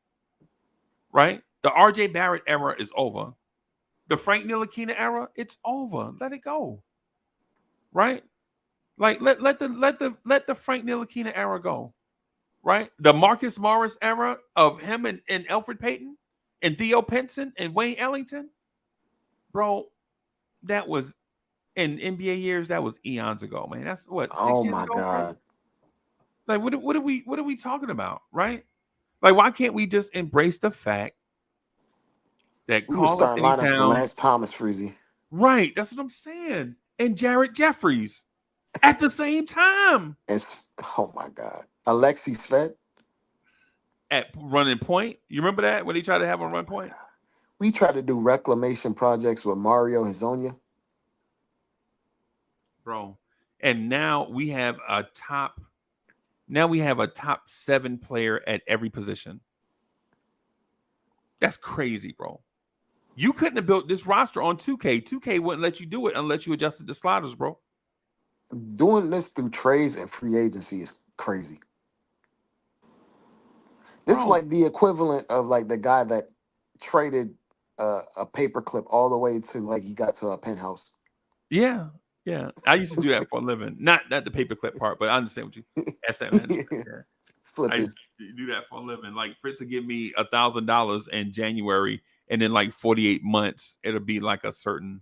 I used to take pride in that, man. But you know, life goes on. But my thing is though, Dre, is when you look at this roster right here, some of the moves were so bold that if you had told it to me before it happened, like say before we got to this roster, if you told me in November of last year that we would trade with the Toronto Raptors to get anybody, I'd have called you a liar. Because remember, the stuff came out last summer, the Knicks and the Raptors are in court. Remember that? So if you'd have told me if they would have pulled off anything, I'd have called you a liar. If you told me the Knicks would have got Mikal Bridges from Brooklyn and it would have been cordial, mind you, this trade with Brooklyn was cordial. It wasn't contentious like the Knicks and Danny Ainge.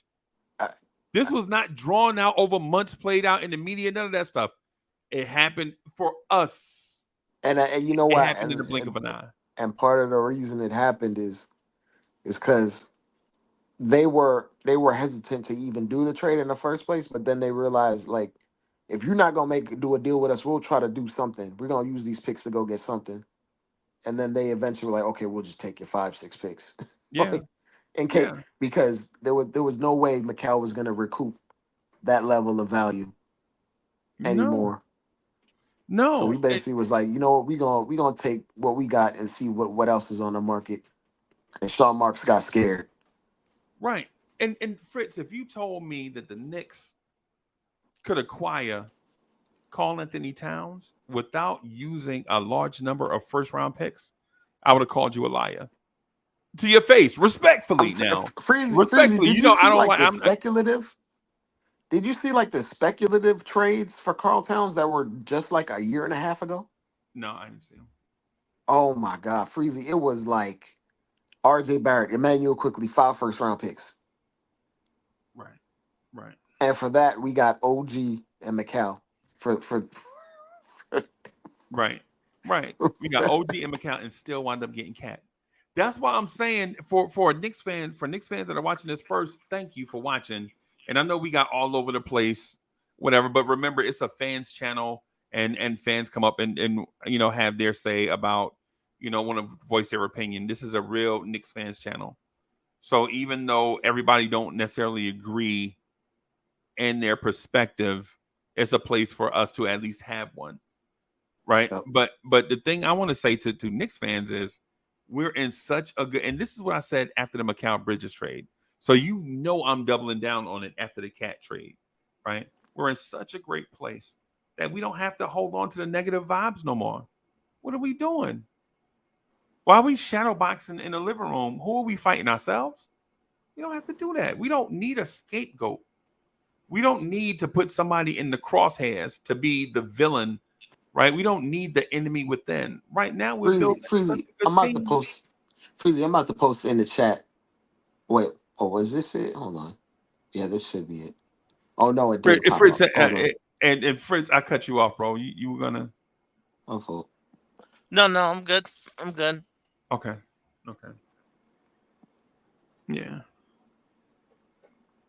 Yeah, man. So Fritz, what do you think? Am I wrong about this feeling that I'm feeling?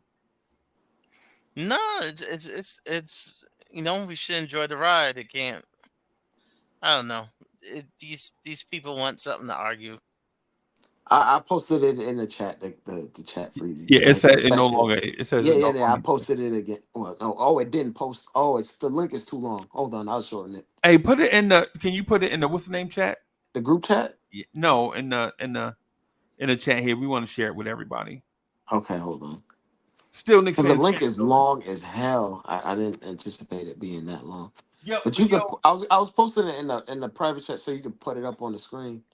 Right. Hey, but I gotta get out of here anyway, man, because we gotta do the member show in a few hours. Hey, Fritz, man, my apologies for going like 3 hours and some change. I know you want. I talked to you about going like 25 minutes.